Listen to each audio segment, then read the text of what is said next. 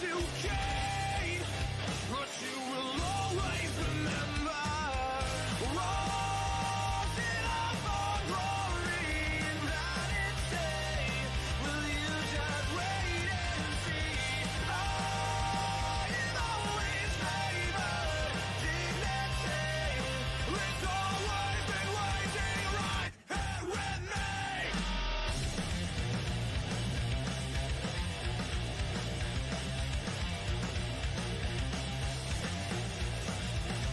What does it take to save for all these tired souls? It can be just lights in a plastic shell, but that's not me. I'd rather live with tired eyes. It's okay, no hide behind your disguise. Beat a long night's work, fighting for with a conscience that's clear enough. Rising up for glory in vanity. Will you just wait and see? I've always favored dignity. It's always been waiting right here with me.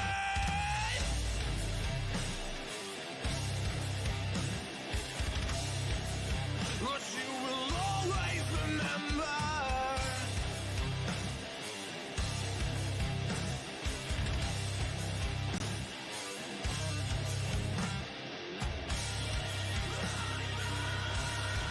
Not to gain, but you will always remember. Lost to stay, but you will always remember me.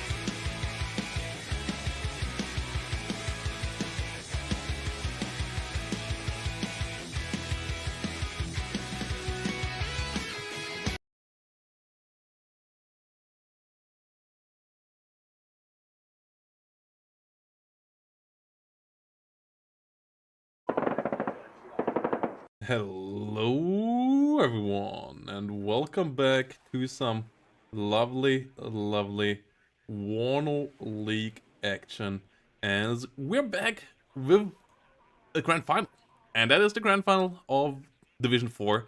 All our new players here in the league have fought tooth and nail. A lot of them have improved, but none more than Pasta La Vista and Mael. And they have come here now after a strong show for grand final best of 5 action. Uh, After really strong runs, Pasta La Vista versus Mael here. And I'm once more joined here by Chloride to bring you all of this hot action here. Hello, everybody, and hello, especially you, Genos and Protoss. This here is a Division 4 game. This means that this is the, as you call it, the Everyman's Division. This is the division which is mostly an excuse for us casters to try to give competitive advice to the audience in our task to uplift them, maybe even get them to the level of a 2v2 player. And a lot of these games that we've been casting since the start of Division 4, the advice we used to give at them, sometimes a little exasperatedly, which I regret, has often been about basically wanting these players to start copying the way that higher level 1v1 players act in the game.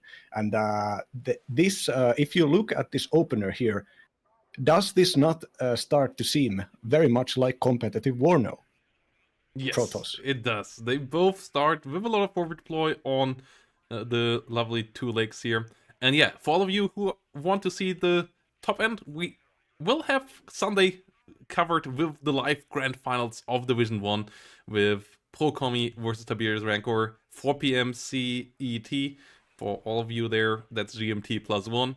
So be around on Sunday, as we will have the epic grand final of the WARNO League over there. But these guys here have fought a lot of matches to get here as well, and they will give us some entertaining matches as well, as Pasta and Suto Barbarous here on the right side both have played a lot over the last couple of months to get here, to improve. And yeah, this looks like a pretty normal opener. Which division do you favor more, 35th or 2nd Panzergrenadier on this map? Frankly, 2nd Panzergrenadier has been a powerhouse in recent Warno 1v1 gameplay, but I don't know about if Pasta La Vista can efficiently transition into mech gameplay. So far, this seems to be an infantry-heavy opener from both sides, but interestingly, both of these players seem to have a plan which basically has the red player, the French player, pushing the Zulu with all their Spetsnaz might, all their forward deployed IFVs, and the blue player, Pasta La Vista, completely not even trying to contest Zulu. This would, in my opinion, feed into the possibility of a mech transition after maybe the first 10 minutes of the game, in which the infantry of the 2nd Panzergrenadier with the forward deployment traits reliably get Oscar, and then all of this space is opened up for further tank and mechanized attacks. But we'll see about that. In either end, both of these openers seem to be very well thought out. There is no over-investment into anything, really. Even the large infantry investments are moderate enough, supported by a variety of recon units, Gepards in good measure, as well as the Akula AA moving with the forward deployment troops, providing them coverage from, well, there are no helicopters coming here, but providing them anti-air coverage in general. A MiG-29 going after the patrolling F-16 and getting a really good hit on it. This is a bad luck start. Two hits in a row. This immediately starts out the game well for the 35th. 35th, of course, does not have the kind of heavy weaponry that 2nd Panzergrenadier has, so they will be reliant on both helicopters and as well as fighters. Helicopters especially very vulnerable to the F-16A. Ooh, the infantry fight here with the Fallschirmjägers. The Spetsnaz is really showing their prowess there. They are special forces, the Fallschirmjägers are not. So the Spetsnaz on the CQC range have a lot of damage. The ZSU-23 on the truck can help out a big time as well there as a fire support. And if Pasta La Vista can't get a hold of the northern town, they might be in trouble in the midterm. But the Oh no, Harrier the HE Harrier coming in here HE2. without anything against it, and it will get the kill there. MiG-29 this time not around to protect here, and that should allow Pasta to get the whole town under control. And both sides here trading the towns that... giving up the town that is a bit in their favor, and getting into the enemy's town here, and trading the map here, splitting it in half for now. Yeah, the Harrier HE2. Those who don't know, the HE1 has half the bomb load, but it carries AIM-9 missiles. The HE2 has a hilariously large bomb load for the fact that it is a slow and quite cheap, even though vulnerable, airplane. The Harrier HE2 is one of my favorite units. Buying those things early, sometimes even at first minute, so they can immediately attack the units spotted by a Fallschirmjäger Aufklärer or Fallschirmjägers. That's such a excellent Gepard way. pushing forward here. The Mi-24V, it's only 8 hit points nowadays, and the Gepard is pretty scary. It gets the Gepard stunned. F-16 versus MiG-29 in the skies around this time. This time, better ending for the F-16. Can it finish the job? It's going for the Mi-24 instead, so that will be a kill. Mi-24 down, and the north for Zuto Barbaros here under pressure. The Leos are already pushing. Meanwhile, the push on the other side has been stopped. The Jaguar killed both BMDs, so the pressure is coming from Pasta La Vista now. Pasta is playing this amazingly so far, using the early game advantage that you can gain for good Harrier kills, and then immediately following up those excellent trades by pushing even further, even moving up a Fallschirmjäger inside a Marder 1A2, using the Leopard right now to cover the reinforcement route, and even though not getting the Conquerors, managing to threaten them and force an unload against the reinforcements. This is Pasta is really using the advantages of the second really well here, and buying an Eyehawk and routing it quite far deep inside the middle of the town at Oscar, so immediately recognizing this chance of building up way more heavy equipment, while the third is required to invest into an offensive. The BMD's doing a good job so far, though. Getting a kill on one Leo, getting potentially a kill on the Marder here as well. Yes, the Marder goes down. The Conquerors gets a good damage against the Leo 1A1 here as well. But Gepard and Jäger still advancing for now, and the Conquerors not getting a kill on the Leo now. Ooh, Gepard? No, doesn't get hit here yet. And the Leo gets a kill onto the Conquerors, but I feel like Zuto Barbaros should be able to get control back over the rear point here. And Pasta maybe overstepping a bit here with the deep push, as if you lose too many units there, then the counter push can come around quickly, and then you might lose Oscar. So you have to be careful to not invest too much into this really deep push, not do a Rommel-like dash to the wire that then just completely collapses. But so far, Pasta's position is still decent here with more reinforcements arriving. Yeah, Harrier HE2 was used maybe a bit irresponsibly to fly over the enemy town and getting caught out by a MiG-29. So far, Pasta's reinforcements here are pretty defensive. There are Jaguar 2s, which are the West German TOW-2 launchers with armor. There are PA-1 helicopters, which are excellent long-range anti-tank helicopters. And even though this pressure here might lead to an overextension, but there aren't really that many open vulnerabilities on this attack here. The investments haven't been massive. There are troops, AA, and large amounts of defensive units still covering the town.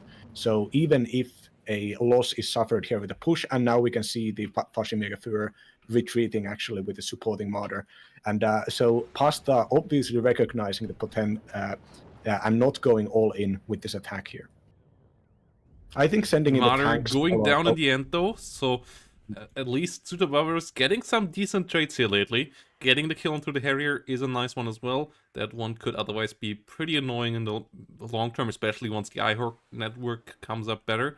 But yes, they need to find a way to push. They are the deck that has to put some aggression up in the midterm. 35th, surprisingly strong artillery tab with the Nonnas and the Baby Gruts, but the artillery tab with the M110s on the side of second, and then also obviously the tank tap especially are just a good bit better in the late game, and that is an issue that Sutabowers has to find a way for to deal with that. Either by constantly trading and constantly keeping the second low on units, or by getting a push through at some point. Yeah, this engagement that we're now happening, that whereas the VDV group is moving on this large open area against the town, this is a really bad engagement so far. All of Second Panzer Grenadiers units are in cover here outside of the helicopter. They have long range weaponry. There is no way for the Soviets to know what is in the town, so they're just gonna have to move up front. The first movie to go there is the Spetsnaz GRU, which has the best recon gear and the best stealth outside of sniper units, so it is a good unit to move forward with. But they are so close to the town that the 3 Leopard 1A1A1s can just move up here and open fire quickly against this force, and there'll be very little to fire against them. The BMDs have 3 Conquerors missiles each, but those can be microed against. Here we can see the Jaguar already engaging against the first BMDs that are shown against it, and this will allow they get smoked, and now the VDV attack has shown its hand, has shown its resources, and the closer they get, more they're gonna be at risk of getting peaked by enemy vehicles.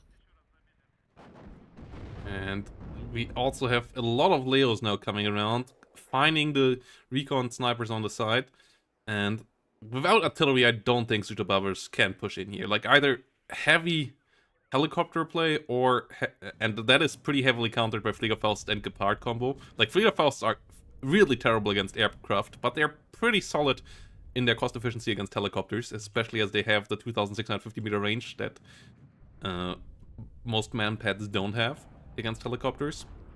And the Gepard is a fantastic spec as well, so you mostly need artillery here, I would say, either for smoke or for just hard-hitting damage against the infantry entrenchments, but we don't have that, and infantry without smoke, without artillery support, just won't advance here. Yeah, this currently Jutta Barbara can see the Marder and a single and the helicopter that was just shut down. The Eyehawk gets microed correctly, so the seed doesn't get a shot off, but it still manages to try a pot shot against the MiG-29. Yeah, so far this infantry attack from Jutta Barbara seems to be a bit improvised. I think these units may have been called around to try to contest the back point, and when a grind fight did not happen at the back point, the infantry force is now kind of sheepishly waiting around here, knowing that there's going to be a kill field anytime they move up.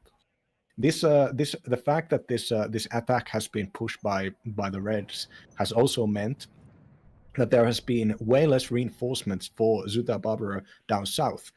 Pasta Vista has stationed a bunch of units, including some Marders and Leopard 1A5s, to take a siege position against this town. The Panzermörser here will also signals willingness to push further forward later. The only thing Pasta will need to gain into southern town is just infantry. All the other pieces seem to be set here. Yes, and we have some Spetsnaz coming in, even more Spetsnaz for Sutabowers in the north. We have 4 squads of Spetsnaz there, so if they can make it into the town with some smoke play or so, they can annihilate the infantry in there. They can get control back, but there is currently nothing like this on the battlefield. No Nonnas, no mortars on the side for Sutabowers, and if those Spetsnaz just run in there, I don't see that working out. Protoss, there are 4 MiGs out right now. And no artillery to try to hit the Eyehawks whenever they're spotted. Jutta Barbara is gonna rely solely on the seed plane to kill the Eyehawks, even though the Eyehawks are quite vulnerable because they're not self-propelled. Yes, and the seed plane not even microed well here, so the Eyehawk most likely turned off in time. MiG-25 will find the Gepard. Does miss. MiG-25 seed plane has a lot of missiles, but yeah, you need to keep it around when you come in with your MiG-25. It was way too far in the rear, and that means that it didn't do anything there. Can get into the Eyehawk in the north, that is nice, but we'll have to get out here soon. and wait for another attack airplane to come around again to be used with. Trying to maybe find the Eyehawk in the south, but that one has been turned off. So MiG-25 won't find anything here. Oh, Gepard still turned on. Actually gets 2 kills. And that's, I guess, the difference here between Division 4 and the higher divisions, that this was happening here. Both the slight imperfections, but still a lot better than what we have seen at the beginning of the season in Division 4. And it's really great to see where these players have come to. Yeah, it's not immediately understandable for new players, but playing something like 35th and concentrating on these attack planes against something that has Eyehawks just necessitates the usage of some kind of artillery. Even the baby grads, if you have them close enough to the front, can be used to, if not kill, then at least suppress seriously the Eyehawks whenever they start firing. This will stretch the enemy's ability to micro and will make it more likely that you're gonna get those kills. Also, we have the push now coming in the north, but it's Spetsnaz pushing over the open field, and that's exactly what I feared would happen. As the Spetsnaz in the south at least make it into the town, and once they are there, they can trade decently. But the ones in the north, for example, already get shredded, and that's the 90-point unit there, just completely doing nothing. So one of them in the south also heavily damaged already, and the Fallschirmjägers, when they stressed out the Spetsnaz beforehand, can still trade pretty decently. There's a lot of Fliegerfaust here against the Mi-24s as well, Eyehawk around as well, so the Mi-24s here won't survive either, and this push here kind of seems destined to fail without the support that stands down this whole area. No baby Kruts and no bombers either. I don't think this has a chance of doing anything. Yeah, application of masculine fighting virtues against a technologically superior and fortified enemy is generally not a good idea. But let's see how well the... oh no, the Spetsnaz, the southern Spetsnaz don't have an OP squad with them. The tanks can just move right next to them. This is a vulnerability. Every infantry attack should have at least one unit. The Dejanikis are there though, and they one-shot the Leos. One already goes down, a couple more coming in. Couple more supply units going down as well. BMDs got through a bit as well, and the Spetsnaz just outclassing the Fallschirmjägers by a lot. Dejaniki is this time around missing, but they will get another shot off here in a second. Get a good hit against the frontal armor of a Leo here. So the Leos have to be somewhat careful. This push actually might work out for Südbavars. The question is, how well are they prepared for the southern push now? Because yes, they invested a lot into this push, and this push actually might go a bit of a way, but at the same time, the push in the south for Pasta might just be a sweep, as the smoke is coming in for it now, and that's what Südbavars should have done in the north before the push. But it seems like it should work out really well for Pasta here in the south, unless... oh no, there's not even infantry with AT here. There's no Dejaniki in this whole town. There's only Spetsnaz in the town in the south, so nothing can stop the Martyrs. The Dejanikis are camped outside. The PMDs are outside. Oh no! Yeah, this the maybe having your infantry come in trucks when you are ordering reinforcements for future town fights or close range fights in general. Having the infantry come in trucks is a good idea in my opinion, because at least the trucks are 90 kph. These lower Martyrs that are being used to deliver the reinforcements gives the enemy just a little bit more time to attack. But I guess the Martyrs can also be used as fire support if you retreat to the western side of the town with your infantry. Now, the smoke has been launched down. There is a Martyr and Leopard fire support blob moving carefully here. This blob, combined with the tactic of the smoke, is really nice, because if a singular enemy pops out, fires an ATGM or gets spotted, the fire support blob can engage that single enemy all at once. And the likelihood that the enemy gets multiple engagements off at the same time is lessened by the fact that everything is covered in smoke. Eyehawk in the north gets killed, so the AA is getting lessened. Seedplane coming around here as well. Gepards with their AA turned on. Radar gets found. Gepard goes down. Second Gepard now turning on its radar, but the MiG-25 is still here. Gets hit by the Eyehawk though, and will have to retreat. Akula is around. The Gepard not in range yet. The Akula could find some strong kills here. But the Panzer Grenadier is already pushing in, the Conqueror is getting found, and now the Gepard is in range. Akula needs to micro away immediately now, otherwise it will be toast in a split second. As we see some more kills here, Akula gets stunned down here in the end. The Gepard, unlucky with its hits because it's super stressed out. Akula able to go down here, who immediately goes back up again. Gepard not in range anymore. Conquerors coming in. The Spetsnaz hold against the Panzer Grenadiers. Panzer Grenadiers, even with the new sniper rifles, can't deal with the Spetsnaz in CQC situations. But the vehicles are still around, though it seems like Barbaros is holding the south here. Yeah, the fact that the Gepard on low -75% accuracy on max range is not hitting but doing a lot of suppression has allowed the Akulas to stay around and not get punished. There are 2 Akulas out here now and a single low cohesion Gepard on 0 vet.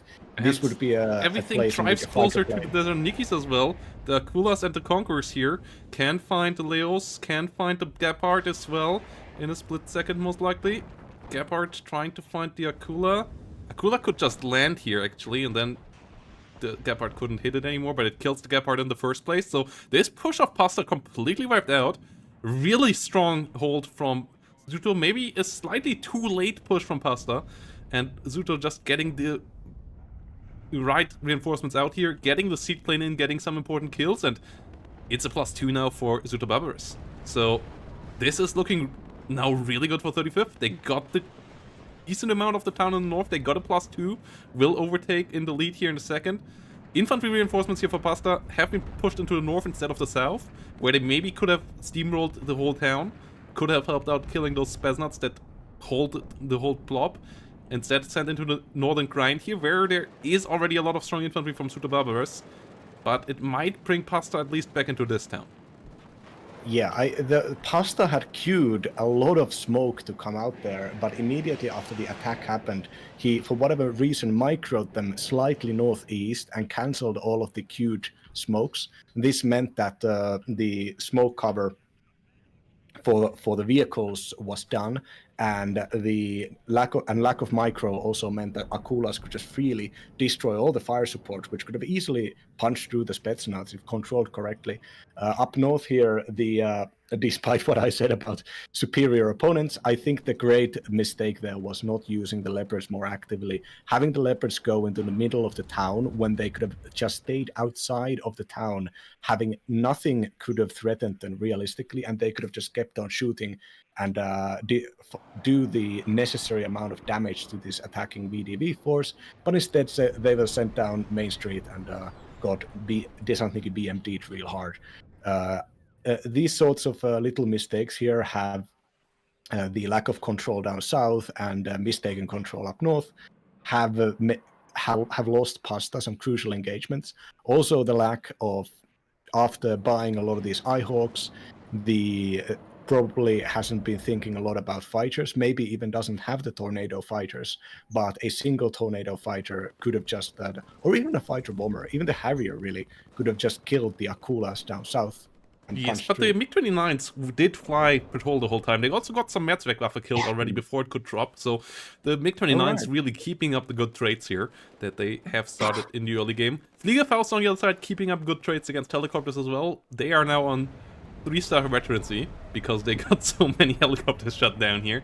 That is not something that you see every day either, but yeah, good job well done by the Fliegerfaust. And the 35th here keeping in the grind, BRDM coming in to recapture the town in the north. All infantry for Pasta La Vista is dead there. Pasta trying to get some more units in there, but no chance of really capturing the south anytime soon. And with the BRDM going back in there and the ticks restarting for Zuto Barbaros, it looks really good for 35th here now. Yeah, this is the northern engagement for Zuto Barbaros is exactly what you want to do playing airborne. You want to force the enemy to contest you in a close range situation. All of these Desantniki, as well as basically all other airborne troops, have the shock trait, which basically gives them a lot of DPS if any infantry unit or any enemy units are in 175-meter radius. the Desantniki, if they are in urban conditions, will just have this natural bonus against the Panzergrenadiers. And even though the West German Fallschirmjägers also have this trait, of course. Yeah, Tornado Metzgergaffe trying to come in for the kill up north here. MiG-29s are in the sky again though, so they should at least be able to retaliate. And the Tornado Metzgergaffe doesn't even get its drop off. It didn't get its drop off. The Tornado Metzgergaffe is dead, and we have a MiG-27 LGB on the other side. We only have one Ihawk remaining. All the other AA has been cleared off the map. We see an attempt of a push from Pasta La Vista here in the south with a Leo 2A3 leader. If the LGB can find that, it can kill it. And the northern situation, I still think, especially with the resupply trucks for Sutabauers keeping the infantry somewhat healthy, even with the infantry reinforcements, Sutabauers should be able to hold on there for a bit longer. And yeah, the LGBs coming around, finding a drop, finding a kill onto the Sultan and the Marder 1A2 there. Good kill there, can go out now. Infantry pushing towards the Leo in the southern part of the map, and it seems like Pasta is running out of time here. Yeah, the attack down south is hustle. I think it's an attempt to try to contest the point with this minimal resources left, and I respect it. Also, the Metis are getting sent there, and the Metis can't fire under their own minimum range, so the Leopard can actually just freely trade against the Metis here, as well as it can against the Spetsnaz. The correct unit has not been pushed forward, not yet. And the Fallschirmjägers here, even though they are not engaging in perfect fights, and the fact that the West Germans have the worst 7.62 infantry weaponry, they have a lower rate of fire than the more advanced 5.45 and 5.56 weapons. And their rate of fire is what really matters in DPS settings. So this gives them just a little bit extra edge for the Soviets to win these fights. Yeah, another Harrier here getting killed off by the MiG-29s. The MiG-29s really keeping the skies clean here for this VDV division and helping it pushing through. We see Conkers pushing up north, Spetsnaz GRU coming around. 3 Skimithars trying to get towards the town. +1 still for the red side. Nearly 200 point lead by now. Spetsnaz GRU getting found out. The Leo 2A3 and the Marder will rinse it. We need some Desantniki to push up there. Them with the RPG-7 VR can kill off the Leo 2A3 pretty quickly, but even without that, Sutabauer is currently in a decent position. It's still 16 minutes, so there is still some room for Pasta to turn this around potentially, but it is not going to be easy. Yeah, the fact that this the philosophy of attacking the northern town here as West Germany needs to change. There can't be a contestation of infantry down the middle, because that means that your vehicles are going to not be able to provide enough fire support for you, and your vehicles are going to have to move into positions where they can be spotted by the Conquerors on the side or the MiG-24 VP.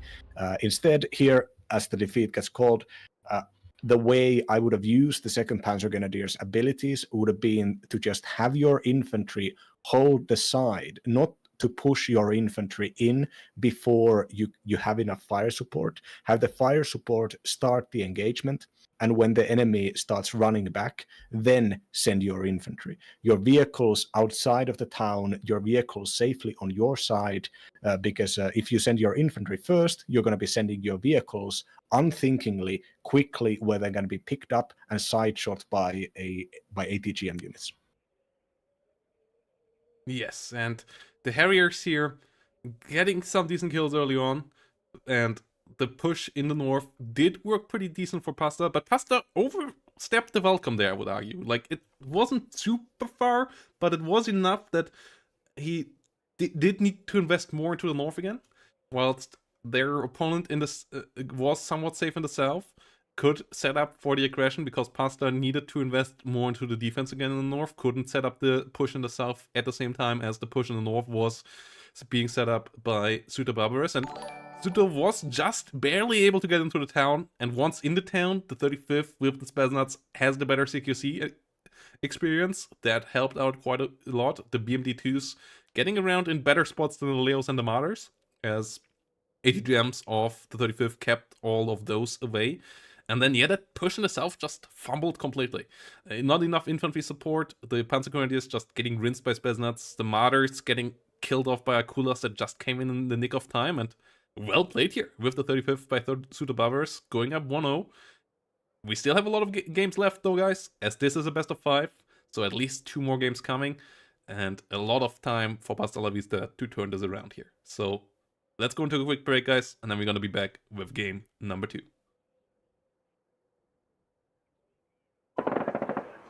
20 minutes, and let's see.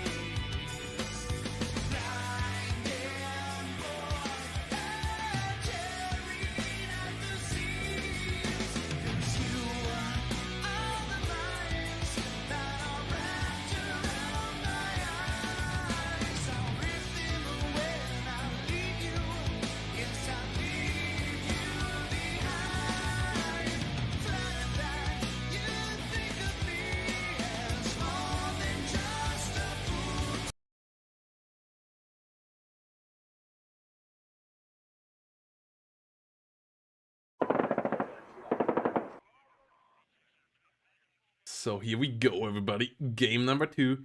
Pasta La Vista down 0-1, and we are on urban front lines here, and we obviously are into an infantry versus infantry division fight with 35th US Infantry versus 4th Mordschützen.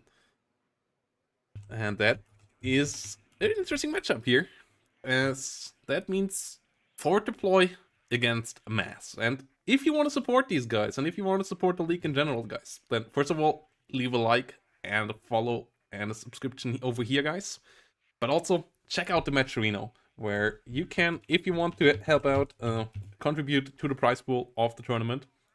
And yeah, if you want to help out these guys and give them a bit more motivation to play even better in the future, yeah, feel free to leave a contribution. Thanks to everybody who already did. 342 is already quite a nice one. Let's see if we can push it any further. And yeah, once more, as I said before, the grand finals of Division 1 on Sunday. Don't miss that, guys. Be around, call all your friends, get a big watch party on, get a lot of popcorn out for some Tiberius Rancor versus Pro Commie best of 5 action there. But let's get back into this here, as 35th versus 4th is an interesting one. And what do you think about the deployment on the 4th side here so far? So far, the 4th deployment is very competent, obviously knowing what they do on this map and recognizing exactly how far you can go with your forward deployment advantage. And if you look at the spawn, the commands here for the Fallschirmjägers are moving into pretty standard yet slightly audacious picks, looking to have a basically full frontline coverage from these very defensive locations that the Western player, the blue player, is supposed to be able to contest early on. And the way to contest against forward deployment, there are multiple ways to contest. The first one is that you try to contest with your own ersatz forward deployment, sending recon units but that is very inefficient and a quick path to losing the fight. The other way for a non-forward deployment division to deploy would be conservatively. Use your heavier units and use your better ability to build up to start out slowly. Don't immediately try to get into knife fighting range against the West German, the East German paratroopers, which are some of the best infantry in the game. East German infantry generally is just better than everything else. And so far, looking at this National Guard's infantry deployment, they are deploying worryingly standard. They can't go that far. They, even with the trucks, they are reasonably fast here. But like, damn, this is gonna hit hard. These deployments can't stand. Zutal Barbara is going to get an immediate good starting point here, and yeah, there's a sideline forward deployment helicopter trying to move to give some amount of coverage to the southern point. But for instance, the National Guard Scout, which is one of the only functional recon units on the blue attack here, is moving into the same high-rise tower that is going to be taken by East German recon units. Like this is looking to be a catastrophe for Pasta La Vista. Yeah, this might be a game where Pasta really has to show their reaction time here, as if they cannot load quickly. Oh, they come in with an interesting smoke layout here with the mortars as well. Okay, the Dusters also can help out. The M67 infantry, if they can get into an infantry fight, the M67 recoilless rifles help out big time as well. Ooh, what do we got here? It's a recon plane versus a MiG-21. Obviously, can be uncomfortable for the recon plane. Yes, recon plane gets shut down. Interesting attempt here, but the MiG-21 does fault that one. And Zuta Barbaras capturing the first rear point. That is pretty standard. We have 9+1 zones on this map. It's a pretty interesting layout. Ooh, Huey here in trouble as well. Can it get through? MiG-29, the one nearly out of ammo here. And let's see what the 35th can do here. National Guard rifles pushing forward, and the 4th here getting into the positions. Yeah, look at here, this ACAV, the M60 recon tanks in the front here. These tanks get only good recon. They don't get very good, which is kind of the minimum to be actually functional. And in this town here, these tanks are going to be very vulnerable, even though they can provide pretty all right fire support with their 50 caliber machine guns, etc. But why is Pasta paying extra to have this? I guess the tanks are engaging at the same time as the rest of the units here, but it would be so much more practical to just have more tanks and have them not be recon tanks to hold the back line here and act as fire support. Now they are immediately here in the fighting distance, already eating up a Metis shot.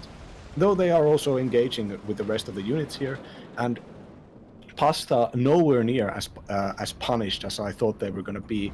If Zuta Barber had just moved just a little bit further up there with some of those units, they could have maybe been able to kill some units while they were still in trucks. So good luck here coming for Pasta. Zuta Barber maybe paying just a little bit too passively after the well-designed opener. And now this firing line of National Guard unit with these military patrols behind, removing the reservist trait from all of them, suddenly this is looking really good for Pasta. Yeah, MiG-21 HE trying to get a kill here, barely not able to do so, and yeah, all the forward deploy infantry is costing you extra than with the 4th here, and if you can't get those special forces somewhat concentrated, then they can get overwhelmed by those M67s, even from range. Military police, they're helping out big time. We see some reinforcements here for Zuta Barbaros for the middle, but all the cheap, really discounted units versus the extra cost forward deploy plus special force Fallschirmjägers on the other side, really working out here for the National Guard so far, as the M67s slowly pushing forward. Yes, the zone has been captured for a second here by Zuta Barbaros, but what is there to hold? Not much. Yeah, Zuta Barbaros had a very good standard deployment, and this very non-standard deployment of just calling the bluff, maybe not even recognizing that there was something to call, just that the Pasta's tactic of having the smoke this junction right on the corner of these high-rise buildings was obviously predetermined, so the vehicles can move reliably here without the threat of ATGMs. This has allowed the Dusters and the ACAPs to move here safely, which is a nice way to know that this is a pre-planned strategy. It's not necessarily just spam for the spam's sake. And yeah, the fact that only one side here is attacking, and Zuta Barbaros should have recognized after gaining those positions that they could walk just a little bit further, immediately start moving out their units to start to fight this fight. And this passivity and reliance on the positioning has just allowed Pasta to methodically move around and get some amazingly good trades. Up north, CV has been killed off though. The T-55s here are the best tank on the battlefield here right now. And the MiG-21 bombers keep coming around. And the AA eventually will have to come out here to try to deal with them. For now, they need to get a couple of killing runs until they pay off against the National Guard infantry. One National Guard infantry at a time deleted still means that you need to get 3 or 4 runs in to really pay off. So for now, this is still an investment into the future. As of now, more forces on the battlefield for Pasta La Vista, even after losing some units to the bombs. Yeah, the Duster flak tank couldn't get a single shot off against those MiGs, despite flying right above them, because it's in the middle of those high-rise buildings. That's a little bit of AA micro that people should remember, that these units do actually obey the laws of physics to a certain point. Yeah, also they are Dusters. They have really, really low range, and they have long aim time against planes, so not really there to shoot down planes. I mean, they are World War II vintage here. Dive bombers that go directly on top of them, they maybe can get a couple of rounds into, but mostly against helicopters or slowly flying targets, or against infantry, where they can shred really nicely with the double 40mm. Yeah, the flak tank did not go out of service because it couldn't provide a lot of fire support. It went out of service because somebody invented guided missiles. Yes, so the National Guards here still pushing forward, get a nice line here. M67's mostly empty now though, so the extra firepower that they provided early on is a bit lackluster now. They would need to get some ammo tracks forward. They are coming. We have a helicopter coming around as well, and Barbarous trying to hold here, but needs more bombers here. Another MiG-21 bombing run there, killing off another one. And maybe a bit of extra firepower. The T-55s retreated to the north. That's an interesting position to bring them in, instead of trying to keep them as fire support in the center. And it seems like, for now, Pasta will keep control over the center. Yeah, Pasta is buying the NG TTS tank thermal sights, M60s, which have the same stats but better range and accuracy than the other tanks. Woe is Me has passionately argued, and correctly, I believe, against the usage of the TTS tanks. The TTS tanks, you just don't get that much in this situation. You're paying a lot of extra to not really gain that much. In this urban fight, the 1,900 meter range is just good enough. MiG-21 kills another recon plane here. Another Dragonfly going down. And the M60 is still giving really good fire support here though, with the 50 cal, with their solid 105mm main gun, and the Motschützen not having that kind of fire support. The T-55s aren't around. T-55 AM2B is now finally coming in, but there is so much infantry for 35th. That is what they're strong at. Beefy, low cost, high numbers, National Guard rifles, and yeah, it will be hard to break through there. You might need to get some RM70s out here, I feel like, because otherwise, how do you get through all of this? Yeah, the MiG-21s are nice and all, and they're targeting the command tag now as it's getting spotted here. But the air AA net is slowly going to be put online, and just a single Roland around here. Now 2 iHawks getting bought. iHawks one-shot MiG-21, so these things are gonna be... they're going to lose their status as the Apex Predator quite soon. The mortar smoke usage to prevent enemy pot shots and to allow the movement of the 35th National Guards blob is very well done. Somebody in the YouTube chat said that it's insane to pick a throw division like 35th in a tournament, but the thing here is 35th is only a throw division if you play standard. If you play standard, you're going to have to play spammy standard with worse units than in general, but if you have a certain concept, if you have an idea and you can exploit this, and in this case the idea here is to organize the fight around this very small area with a lot of these high-rise buildings, and knowing that numbers alongside with the military police buff can actually get a lot of damage out of these units. The M65s getting used here, as long as they give you a pretty nice amount of HE damage against infantry, even infantry in buildings. You just have to keep on feeding supply goals to them so that they keep firing those things. Yeah, and the T-55s here coming in without veterancy, so they get stunned down quite quickly. The M60s here, not the best tanks to fight against them, but together with the infantry, they do the job. And National Guard infantry on this map can be really annoying. M67s are good, Dragons are good on this map as well. And like, I agree that 35th currently is not the most amazing division out there. It is pretty terrible on most maps. It is okay on urban front lines though. Here the infantry of theirs can shine quite nicely. We have an interesting flank move meanwhile on the side from Barbarous, but there is a tow cobra. The T-55 is here also will run close to no fuel. Like, they are already having the fuel symbol next to them, and this dash to the wire I feel like will just get eaten up by the tow cobra once spotted, and it's a bit of a waste here. If those 2 T-55s would have kept on giving fire support to the middle, I feel like the situation there could have been a different one by now. Instead, they just gonna go to waste. Tow Cobra has eyes on them and will kill them off soon. A pattern killing, the TTS pattern killing the hyper-modernized T-55, very much a superior tank to itself, by getting a critical on it. That was bad. Oh, but the recon plane is actually getting used here to spot the T-55s for the tow cobra to go hunt them. This is exactly the kind of usage of the standard usage of a recon play that I like to see. Recon helicopters are often used for this task to go and find units in your backline so that you can quickly respond to them. But 35th does not get recon helicopters, though TOW Cobra combined with this one. It's quite smart, I like it. Yeah, meanwhile, we have strong attack helicopters from the other side, and the Dusters have been dealt with on the front line, so the Mi-24 can do some damage here, though we haven't all of National Guard Stingers. MiG-21s here against the Ihawks and the Stingers, living dangerous, one of them going down. But the Mi-24 here getting some work done. Now the Stingers get on top of it, though.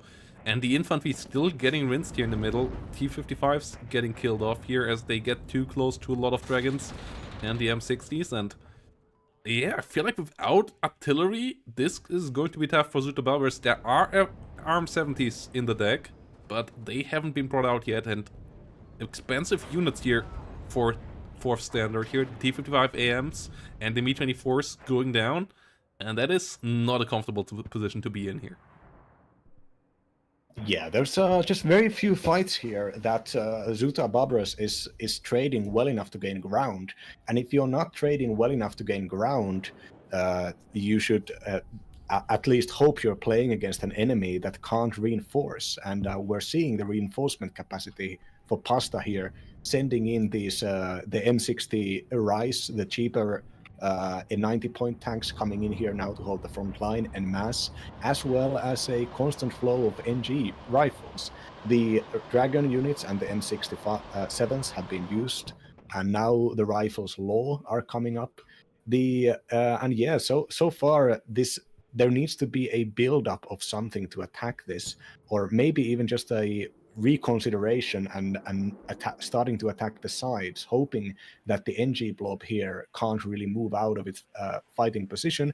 Though with the smoke, I think even the smoke can be a good way to discombobulate an enemy attacking even your sides, as long as you have a certain amount of control. But if you look down south, there's nothing here, so something could be done to widen the front. Yes, I feel like not putting any pressure on Alpha is a big mistake by Zuta Barbers.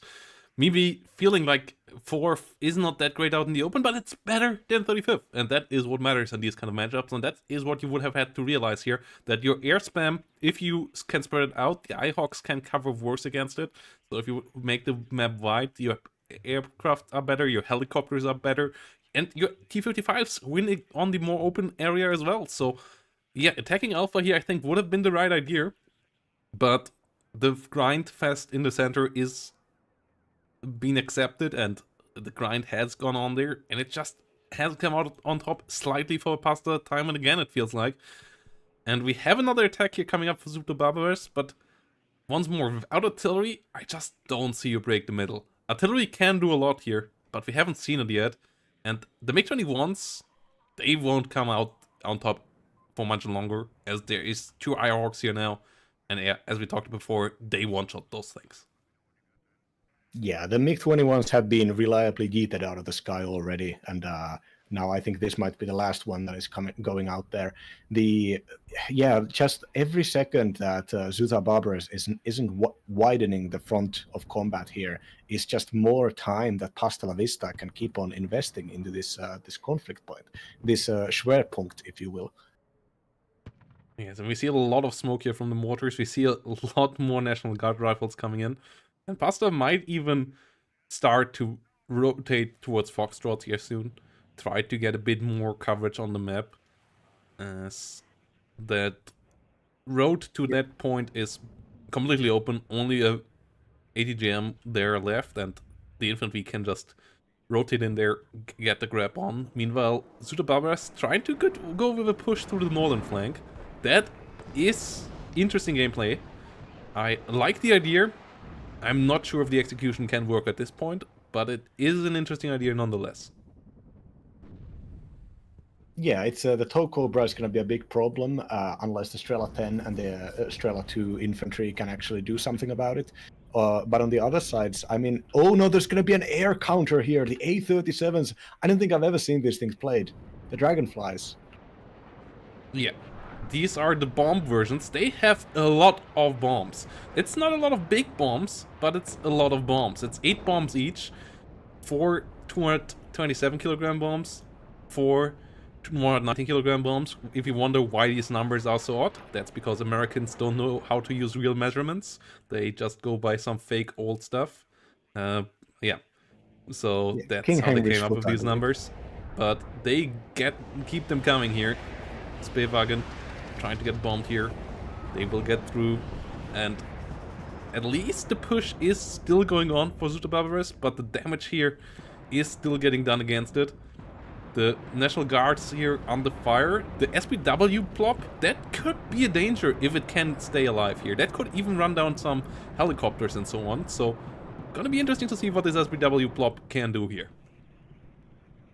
Yeah, and for Pasta La Vista, especially commenting about the Foxtrot point, that is a 1, 2, 3, 4, 5 small, very quick shift clicks for your infantry to move in cover through buildings up to contest the zone. If you have any extra infantry, if you don't know what is going on out there, it is always value to send an infantry unit out there. People hate urban front lines, and some people say it is imbalanced, and I don't take.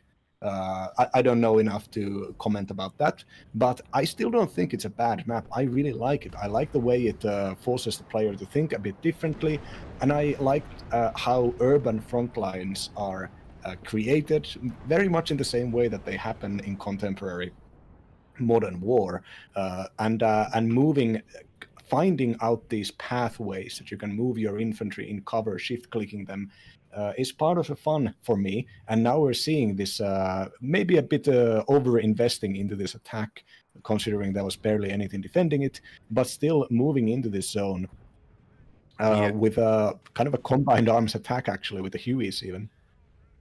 Yeah, the push here for Pasta working out in the center, but at the same time, the SPW is trying to find some damage in the rear line. Really interesting maneuver warfare. I believe Urban Frontlines is a really nice map in tournaments when both sides know that it is the map to be played.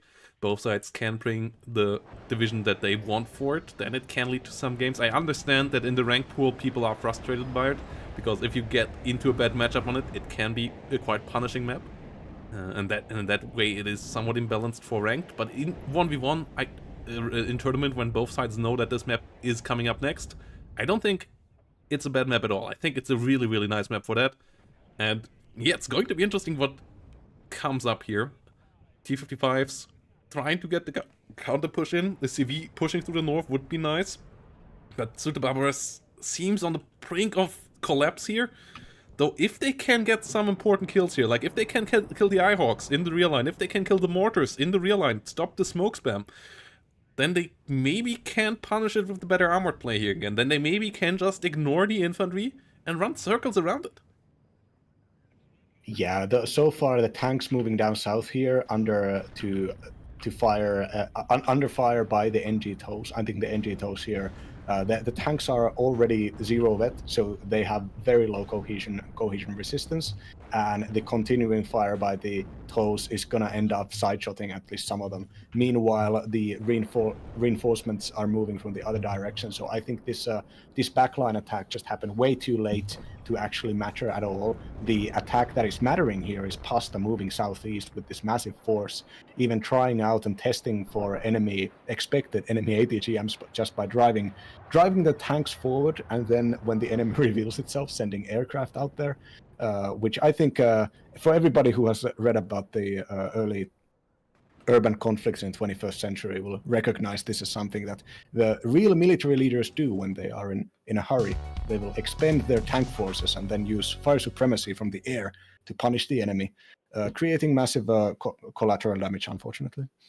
Yeah, and in the end here, Zuta Barbaros is just not confident in being able to bring it around, and the KD shows us why. Like, in the end, the infantry fights here just not going well. The deep line action here, not getting enough kills in the end to really swing the balance around again. And yeah, there were a lot of kills here in the front line again, a lot of planes going down again, a lot of infantry dying, and that made Zuta Barbaros tapping out of this, giving us a real series. 1-1 in stands, and that is hype. Means that we at least will go to game number 4, potentially game number 5. That's always what you want to see in a grand finals like this.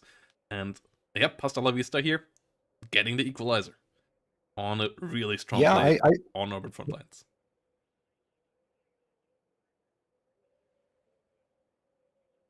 Huh? Are you still Yeah, there? I think we can see from the openers there that I am, yes. Yes. Hello? Okay. Okay. The video was Kuuluuko? buffering here. I'm not sure if my internet is dying out again. Oh no. I think Okay, you we're can hear me, fine. yes. Are we fine? Protoss, can you I'm hear me? there. Because I can hear you.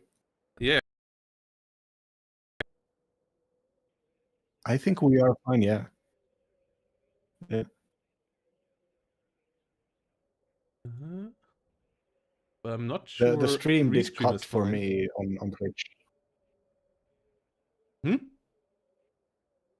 Yeah, the Twitch stream is cutting for me, but outside everything is going. I've seen that the bitrate is completely in the dumpster somehow. Not sure why. Restream. What are you doing?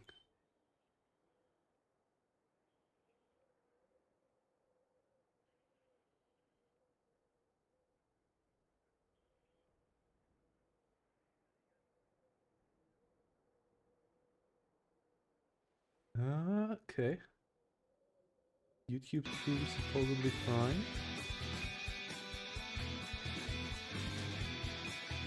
No, YouTube stream is not fine either, is it? It seemed to be fine for me at least a moment ago. I don't have sound.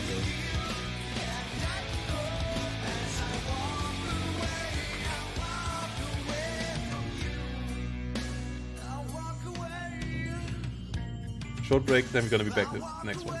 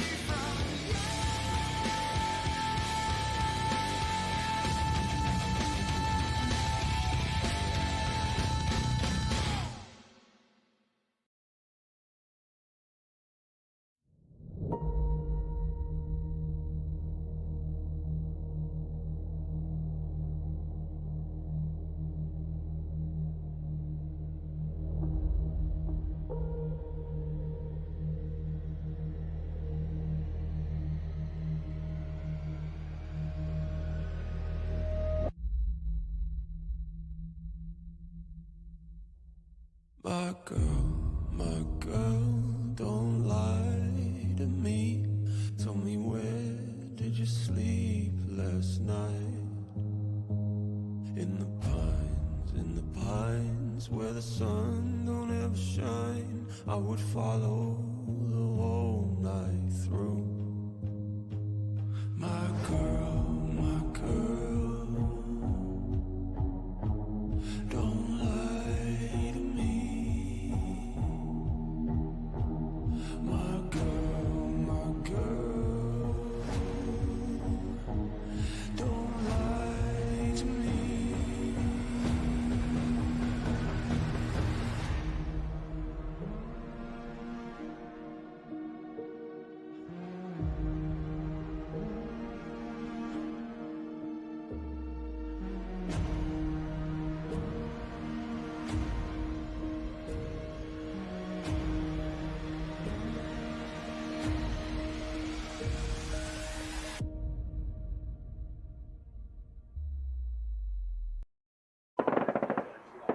So here we go again, everybody.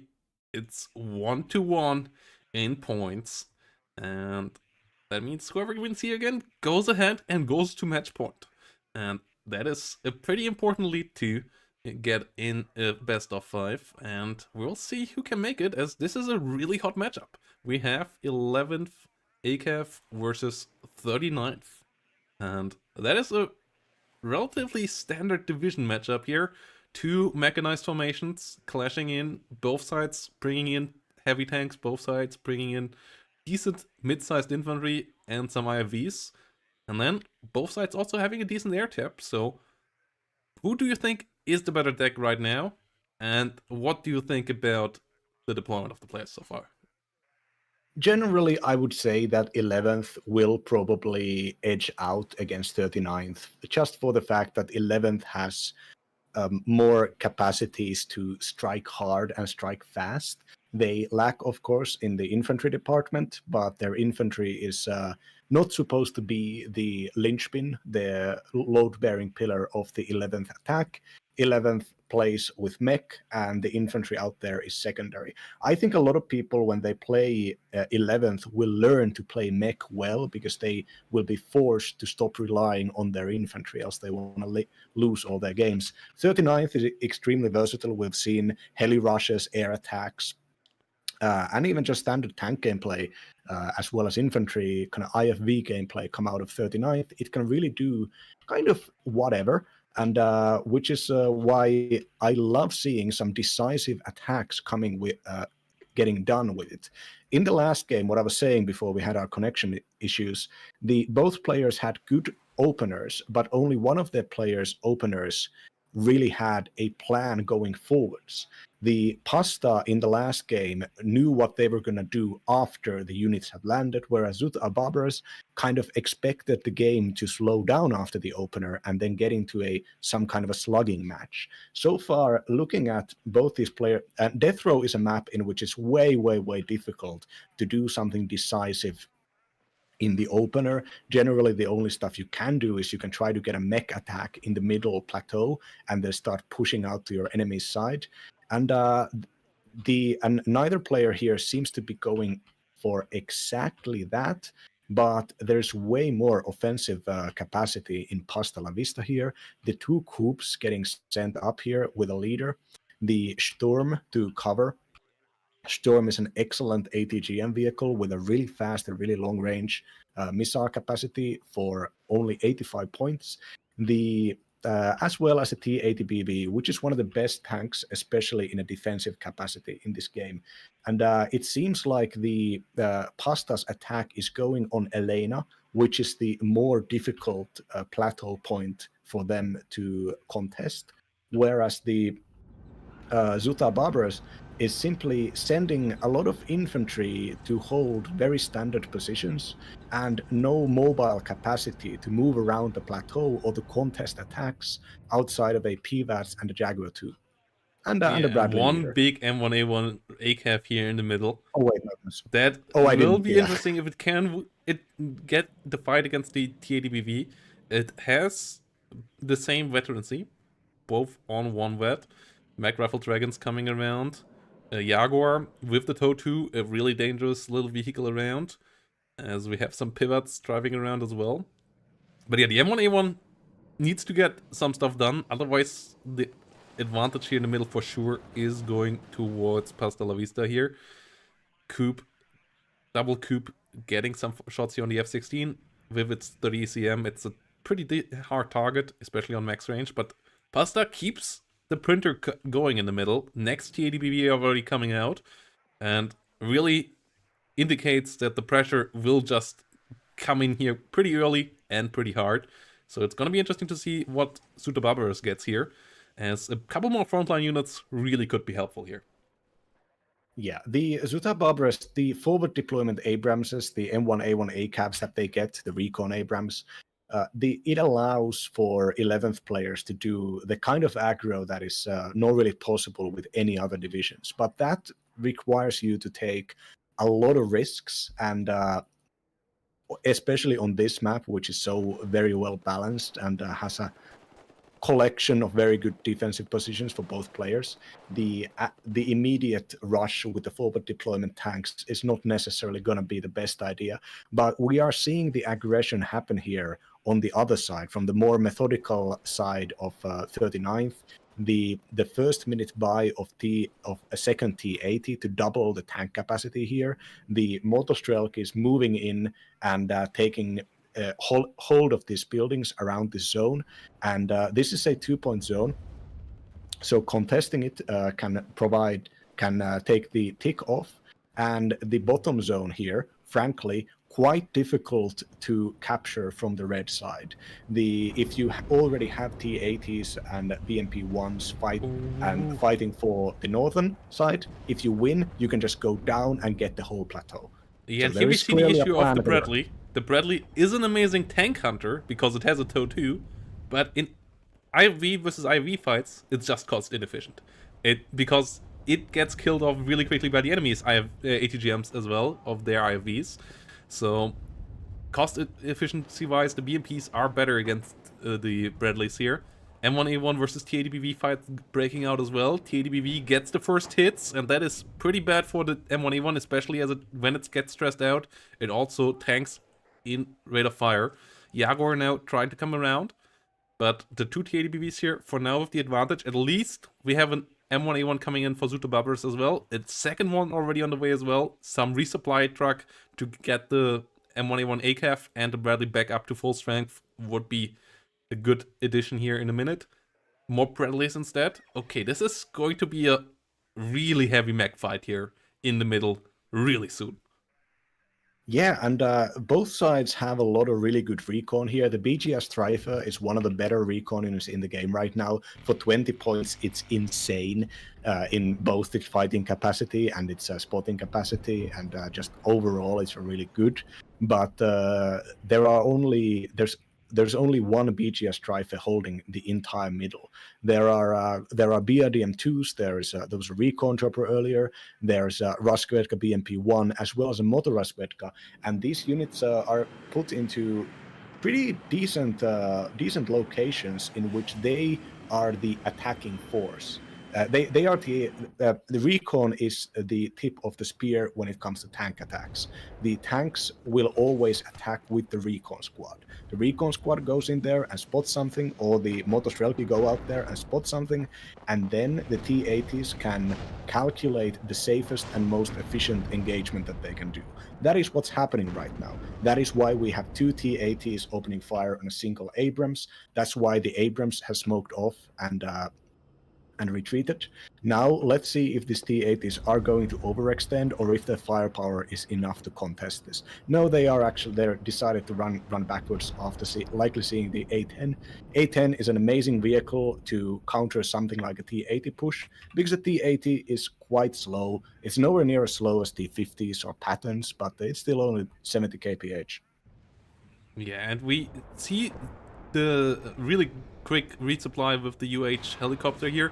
This is an important thing to do here for Zuto getting the M1A1s back into the fight soon, and then they will have a 3-2 advantage here in the middle, and that could be pushed pretty hard by Zuto. Next T80BV is on the way already though, but a couple of seconds here maybe for an opening. But it's a 1v2 fight that is taken instead here right now. And the Motostrelkis, ooh, they're dangerous. The RPG 7VL, it has 18 pen with side shot on an Abrams. It can deal a lot of damage, so has to be careful there. Disengages nicely though. Jaguar versus BMP1. The TOW 2 hits first, gets the kill. And the TDBVs here, a bit too far forward right now, so Pasta La Vista most likely has to disengage here. Gets the Jaguar though, but has to wait a bit longer here before he can put the pressure back on. Yeah, the American equipment is simply better. It is more expensive as well, and there are some details, such as the fact that the Soviet tanks have missiles, and the Soviet tanks, in this case, have autoloaders, which allows them to keep up the rate of fire even after losing cohesion. But the T-80s are because of the stats disadvantage and the speed disadvantage, the T80 is way more of a defensive tank. And playing it defensively and trying to wait for the enemy to overextend is the smart play here, in my opinion. There is a Conquerors in the backline that can be used to punish. There's a Sturm in the backline also that can be used to punish an enemy that overextends further. There is no hurry for Pasta La Vista to finish this. Both of these divisions scale pretty equally, and we're already seeing an escalation in scaling with the BM-21 Grad missile, which is an excellent weapon to fire at this concentrated force. The leader gets sniped by the Bradley commander. That's a nice little influx of points for Zuta Barbarous here after some time. But meanwhile, the Grad does no. If the Grad kills the Brad kills the Bradley. No, nobody's getting any points here. Oh, the M1A1's also now getting stressed out pretty badly, so they can't just push in here into the TADBVs most likely, as they likely would lose that fight if the third TADBV would rotate around as well. The Bradley in the south gets taken out by the ATGM of the TADBVs as well. Ooh, one of the TADBVs, they're relatively low, but the M1's just not willing to take the fight there, and the zone just getting neutralized there thanks to the Grud killing off the Bradley. F-16AT trying to come around, A-10AT trying to come around, but with the Coops being around here, I'm not quite sure if that actually can work out nicely. I think that was a really nice example of how to use mid-game artillery to force the enemy into starting a fight. We saw after this, the rocket started hitting, every unit from the blue side started pushing up, because that was really the only thing that they can do. If they run backwards, they run the risk of losing all of their positions. And this basically forced kind of an overextension where the T-80's got a bunch of nice kills. Even the F-16AT ended up getting destroyed. Meanwhile, down south, Pasta La Vista has moved very methodically and carefully again, with both Saperi RPOs, which can contest against every infantry squad that they meet with their napalm launchers, as well as a Motostrelki BMP, which, if just a little bit further up, could actually kill this leader here. That job is going for the Conquerors. Yeah, and the investment into air here by Zuta Barbarous is a bit weird, because without Seed, they knew about the Coops for a long while now. The Coops revealed themselves against the AA F-16 right at the beginning of the game, so trying to bring a T-planes and LGB bombers here without Seed into this feels just pretty suicidal. And Zuta Barbarous now getting pushed out in the south as well, so Pasta getting back to the tick here. Most likely gonna bring in a CV first into the Elena point as well, and it seems like Pasta might get into overdrive here soon with the take rate. Yeah, the Zuta Barbarous has bought mass air every game so far. This is a lot of players like playing mass air, because if you have an air superiority and you can, it feels really good to play. It's real fun to just kind of bully your enemy and always have the initiative when going into engagements. But this is why air spamming is a low-tier tactic. Air spamming is not value against a good air tab. A good air tab trading against air spamming, the AA will win. That's how this game is designed. So you can't have an air advantage every single game. You can't just reflexively always buy your air tab fully, because a bunch of quite cheap 110-point coops can just yeet you out of the sky. And we're already seeing that there are way more troops on board for the Reds, likely because they have been playing more carefully and they've been investing in more kind of frontline fundamentals, such as the ATGMs and the recon infantry. Yeah, and we see another LGB bomber who got dusted there just a couple of seconds ago by the AA. We have an F-16 AA trying to come in here, but with the Coops, you just have to respect the Coops. They are hard-hitting missiles, they are really long range, and with range scaling, if you try to get to push a bit closer, they get decently accurate as well, and then those missiles just gonna end you pretty quickly. M1A1 push in the north, 3 of them around, but the number of ATGMs and TADs here is pretty decent still as well. So the TADBVs pushed south a bit as a clump of 3, but they will rotate back north, and we have a decent amount of BMP2s and BMP1s, a TADBV leader, so that M1A1 push would have to get some nice angles here to really do something. There is an ace in a hole. There's a Kiowa warrior striking the backside of these T-80s right now and missing 3 missiles, not getting a single kill. Oh no! 4. Next one gets a kill at least. Oh, that it is an unfortunate time for Suter Barbarous. If 2 of them would have gotten a hit, I feel like the balance would be pretty decent here. In the same time, though, Su-25 coming in, not a lot of air defense against it there. The pivot at least will push it back out, but one M1A1 gets killed off. F-16 here diving deep, but not diving too deep. Coop won't get the kill there. A-10 rocket trying to come in, but Suter Barbarous not finding the push through here. Yeah, Suter Barbarous kind of going close range mech attack, which is one of the riskiest things that you can do when you know that these positions are always held by infantry. Infantry, even if they can't penetrate the front armor of tanks with their AT missiles, they will do an immense amount of suppression, making it way more likely that you're going to lose the engagement with your M1s. So just going and peeking up that engagement there was just a straight up overextension. And now the T-80s are smelling blood here. They are tasting blood, so to speak, and pushing back right now. And only the speed of the M1s really saving them from a bad engagement here. Yes, and the lack of seed for these air attacks just really costing a lot for Suter Barbarous here.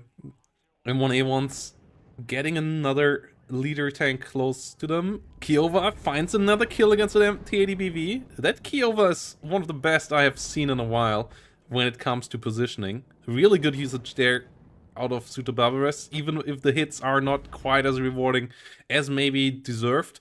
But 2 kills out of 120 point units still is pretty nice. Gets a BMP recon there as well, so it absolutely paid off. It could have paid off even more, and that is pretty insane. Yeah, but the fact that Suter Barbarous is buying 2 M1A1 Abramses as reinforcements here, when the front that the Abramses need to attack consists of Motostrelkis, of BMPs and Sturms and BRDMs in the backlines providing ATGM coverage, of recon infantry that the tanks just cannot spot on their own before they get too close. And the fact this front line is so wide and so varied and has very strong fundamentals. There are even the Su-25 AT planes to exploit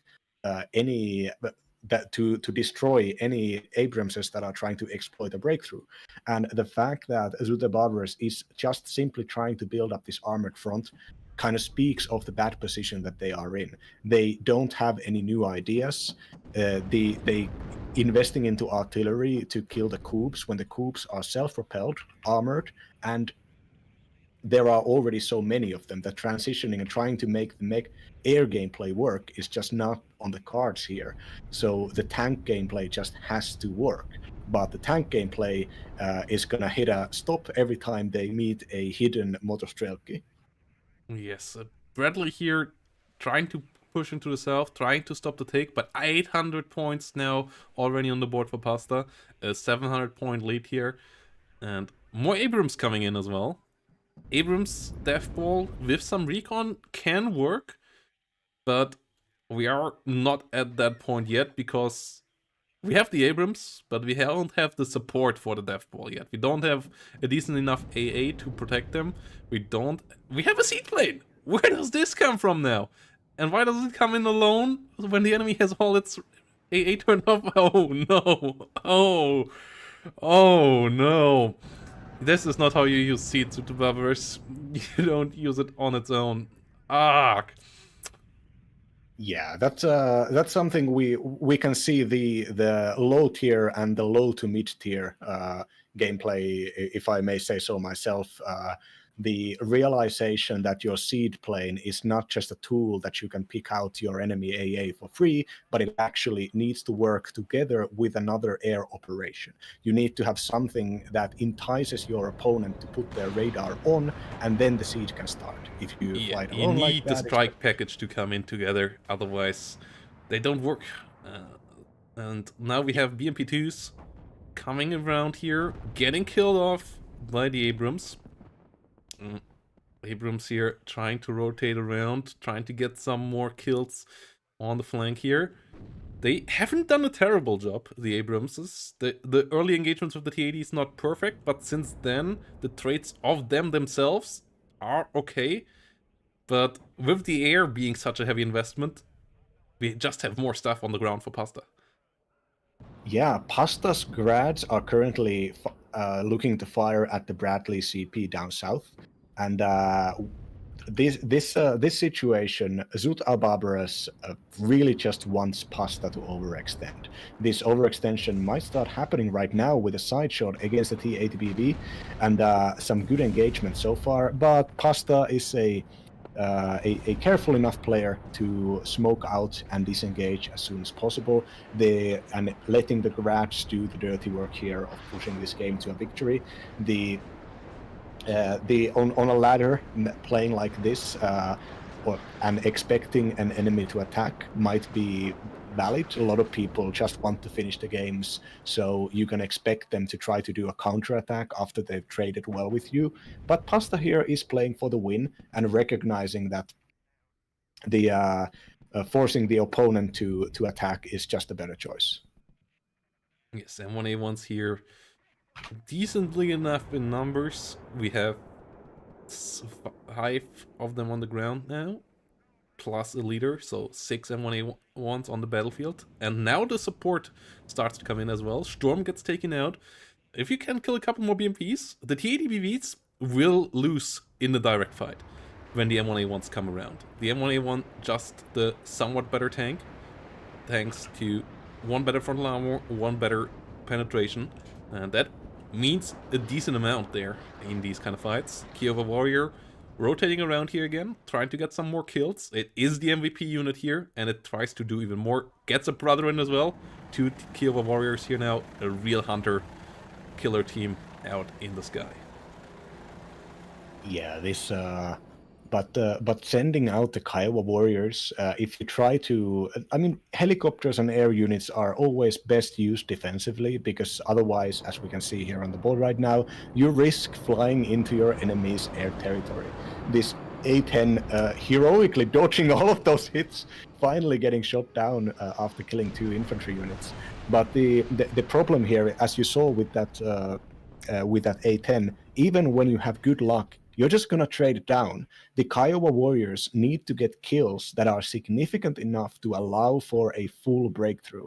And that is a pretty big task for a full health helicopter, Hellfire missiles or not.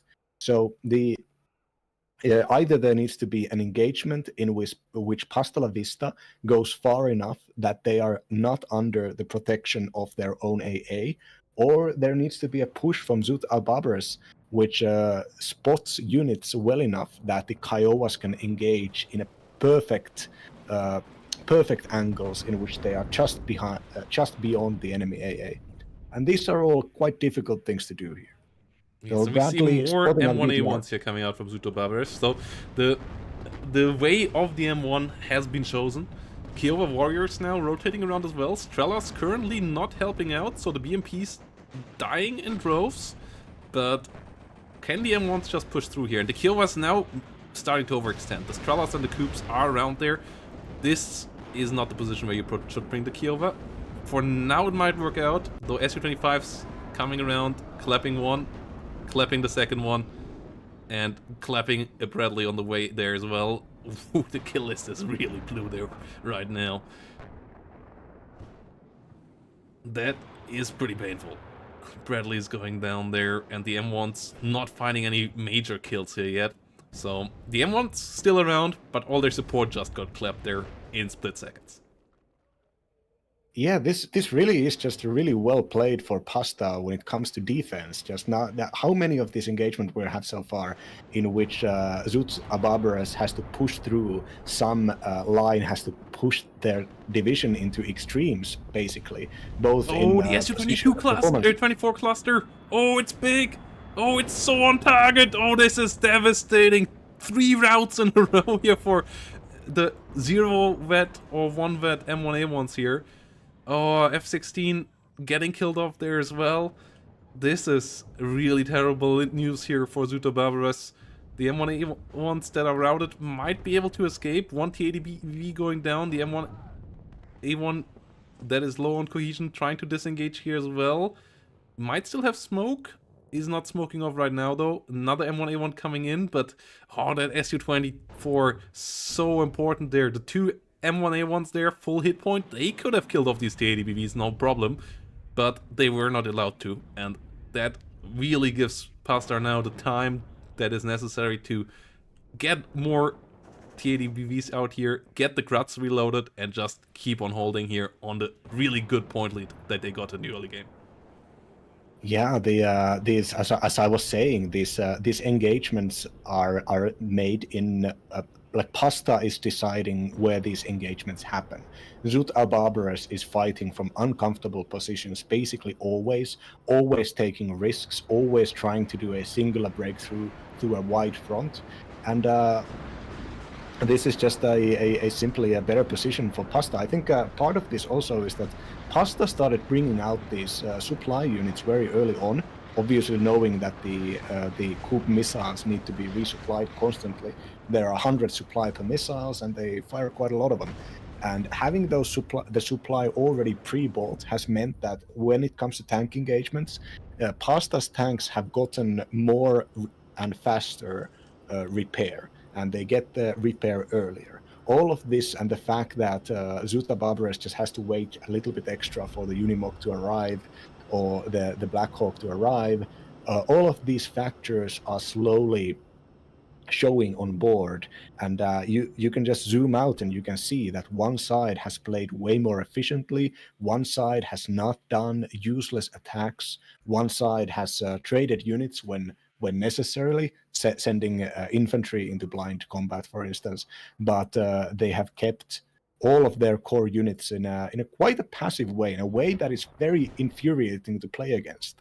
M1A1 here engaging in itself, getting a decent hit, but the T-80BV got the first shot, so the M1A1 still will have to disengage there. Got a couple of good kills there. The M1A1's really not the unit at fault here for the situation that Zuta Barbaras fight themselves in. It's really the air investment that got them there. I feel like a bit more M1A1 support play with a couple more Eyehawks and so on instead of all the air investments, and the game would look really different here, but they choose the way of the air wing, and they didn't really take the Coops and the Strela seriously enough, and they got punished for it. And the M1A1s here still around in decent enough numbers that maybe something can be done here. We still have 6 M1A1s here, but the time is starting to run out here for a comeback, and that is the big problem for Zuta Barbaras here at this point. Yeah, I mean, imagine what two 210-point self-propelled artillery guns could have done. So the amount of damage, you send in a single LGB and it kills one unit and then dies. Imagine if you instead bought some artillery, and during the last 20 minutes, the artillery could have been firing at these frontline positions, destroying these buildings, for instance, or just working to keep Pasta La Vista on his toes. Maybe if there had been artillery fire, Pasta would have been forced to maybe push and overextend. Maybe that would have been the engagement to crucially let the M1 Abramses shine. On max range, despite the fact that the Soviet tanks have the ATGMs, the 1 point damage difference and the 1 point armor difference for the A1 Abrams compared to the T-80BV is most meaningful on max range. If the T-80BVs could have been forced into a situation where the Abramses can just constantly move backwards with the better stabilizers, try to fire on long range, the fight could have been completely different. But from the very start, Pasta, since his opening deployment, had designed this very passive and very reliable gameplay style, which forces Zuta Barbaras to play aggressively, and the way that they know how to play aggressively apparently just requires air superiority.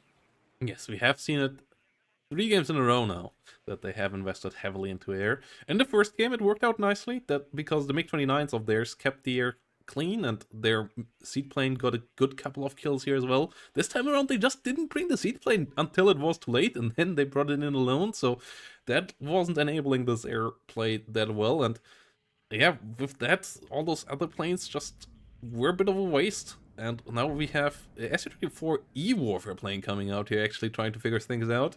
iHawk already got a hit on target though, but not able to finishing it off here. F-16 going pretty deep here, not getting the kill, as it is the F-16 LGB, and gets shut down instead. Another plane down here for Zuto Barbaris. They will try to attempt one more M1 push here, but 12 minutes on the clock only, and we have a 1,400 point difference nearly. They would have to kill everything on the battlefield, and I just don't see that happening. Yeah, there's even an Mi-24 VP with 16 Kokon missiles that can fire at 2,800 meter range. If it gets moved slightly to the right, it'll be able to side-shot any tank attack that is going over the northern part of the plateau. And if there is, there is a single P-Watch that is moving up now, but probably not going to be close enough to counter against the Hound. E8 here getting some kills against the BGS Streife. F-16 AT and A-10 AT coming around again, trying to get some kills here in the center, but both of them not really well suited for this fight. We have the big M1 push here, all 6 M1s coming across the hill. Motostrelki is just getting annihilated immediately. We have some U-60 supplies trying to bait out some AA. F-16 here getting pushed back after only one Maverick out, and getting actually killed off after only one Maverick out. The A-10 trying to follow the AA pieces, gets pushed back before it can get anything on target either, and gets killed off before it can get anything on target either. And yeah, that's just the issue here.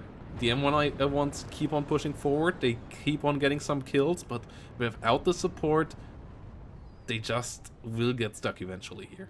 They get pretty far so far. They get over the whole plateau, they get the point captured, but now the Mi-24 comes around, no AA against that, and T-80BVs just wait for the flank. First M1A1 goes down, that's immediately the leader. One T-80 goes down, but the Mi-24 VP here already getting some nice shots on target. Pivot goes down in the north, that's the only AA that could have stopped it, and now 11 more missiles out of the Mi-24 VP. The M1A1's in a lot of pain. Yeah, and the Su-25 to mop up the enemy nicely outside of the iHawk range. And yeah, this engagement just showed us here kind of the you can try to build up enough to attack your enemy, but the strategy does actually matter. And if you know that if you confidently can see with your eyes, with your experience and with your recon that your enemy is going to keep on attacking this one specific point, concentrating your units on a wide front just pays back better than necessarily trying to also contest that area. Even if the top part of the plateau was never completely conquered by either side, the larger map control from Pasta La Vista allowed all the engagements, even in the northern part of the plateau, to go on Pasta's terms. That is what you want. Take the fights that are good for you, and don't take the fights that are good for your opponent. Everything else about WARNO is learning how to achieve that. Yes, really well done here by Pasta. And yeah, Zuto will have to find another way to victory than the air, it seems like. Or otherwise, this next game might be the last, as Pasta is on match point. So let's see if Zuto can bring it back, can bring it to a decider game, or if Pasta finishes them off in the next one. Quick break, guys, and then we're gonna be back with game number 4 in this best of 5. So don't you go anywhere. Quick break, and then we're back with the final one, or the second to final one, depending on what Zuto Barbaras can bring here.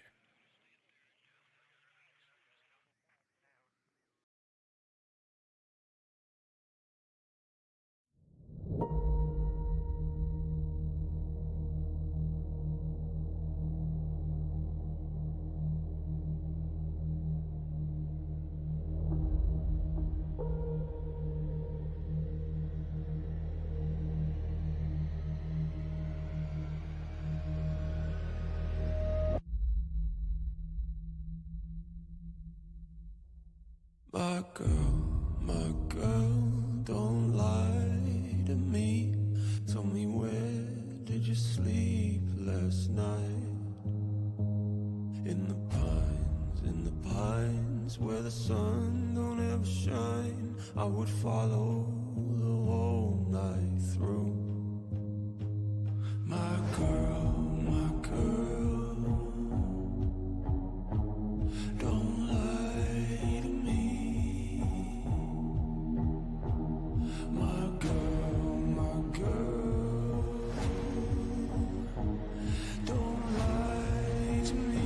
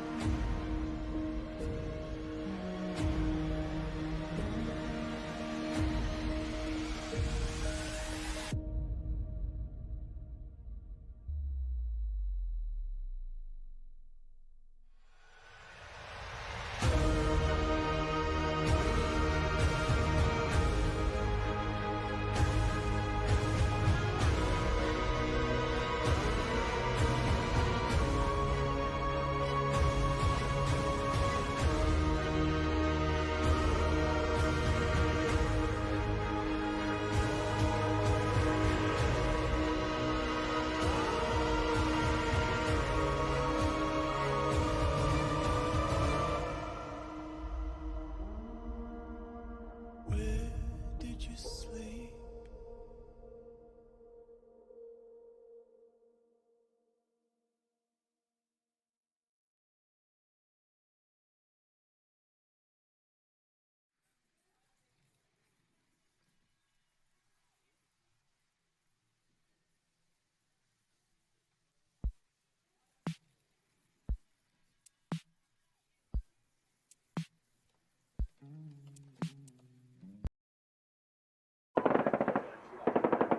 Okay, everybody, so here we go.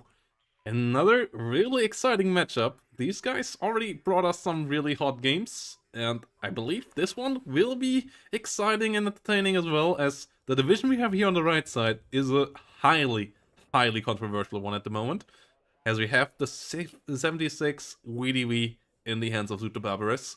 But it's Pasta La Vista bringing in the 4th Mordschützen this time around.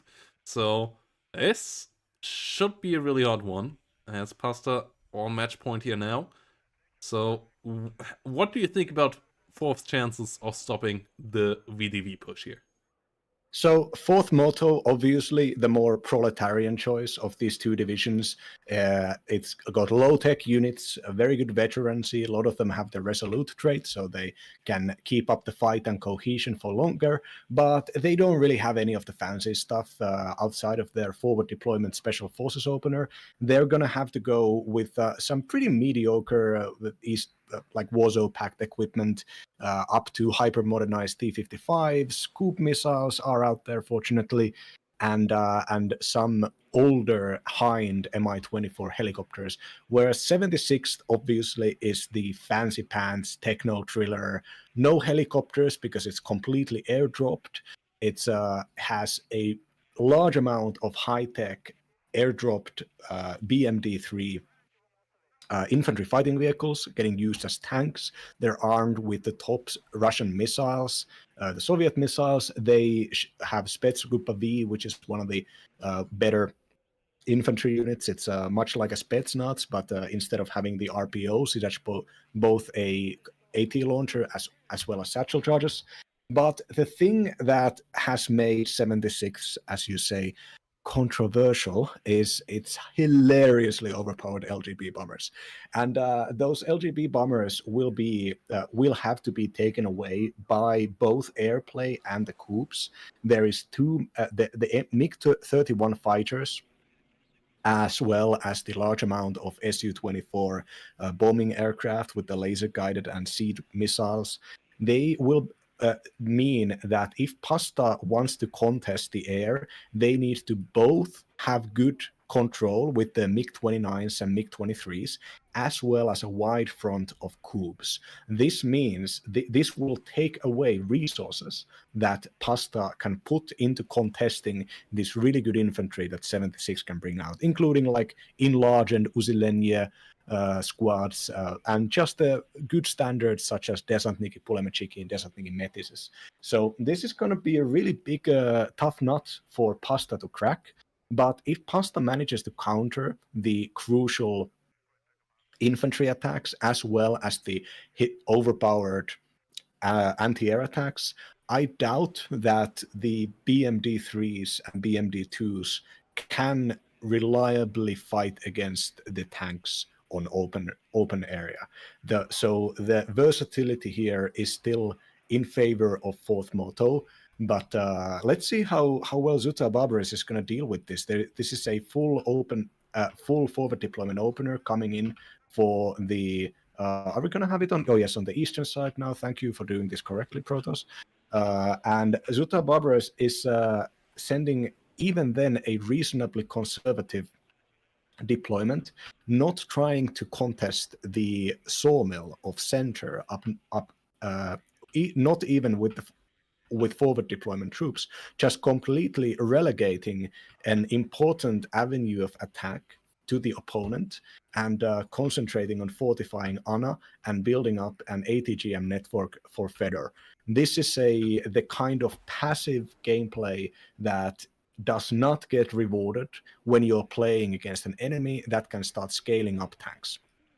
Yes, not having tanks for the 76 makes it a weird choice in my eyes that they try to push for Fyodor, because not only does the 4th have tanks, they also do get T-55 AIM-2Bs with the long-range ATGM, which is fantastic against BMD-3s, as it can one-shot and outranges them with the ATGM, plus even more so against the BMD-2s, because they don't have smoke, so they can just get picked apart from long range. So Zuta Barbaros there with an interesting choice there. I wonder what the game plan is. I guess they just feel like aircraft are easier to use in that area, but yeah, it's gonna be an interesting fight there, as Pasta will get center for now for completely free.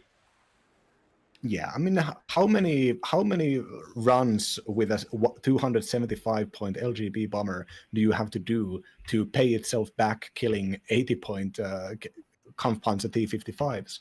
We can also see here that both of these players, I think Pasta deployed standard. This is the standard deployment with a forward deployment against an enemy that also has forward deployment. But Zuta Barbaros deployed conservatively, which is the worst crime that you can do playing a division that is lighter than your opponent. The airborne is supposed to go in for the kill immediately, because every second that ticks away from the airborne opener, the non-airborne opponent is getting into a better position.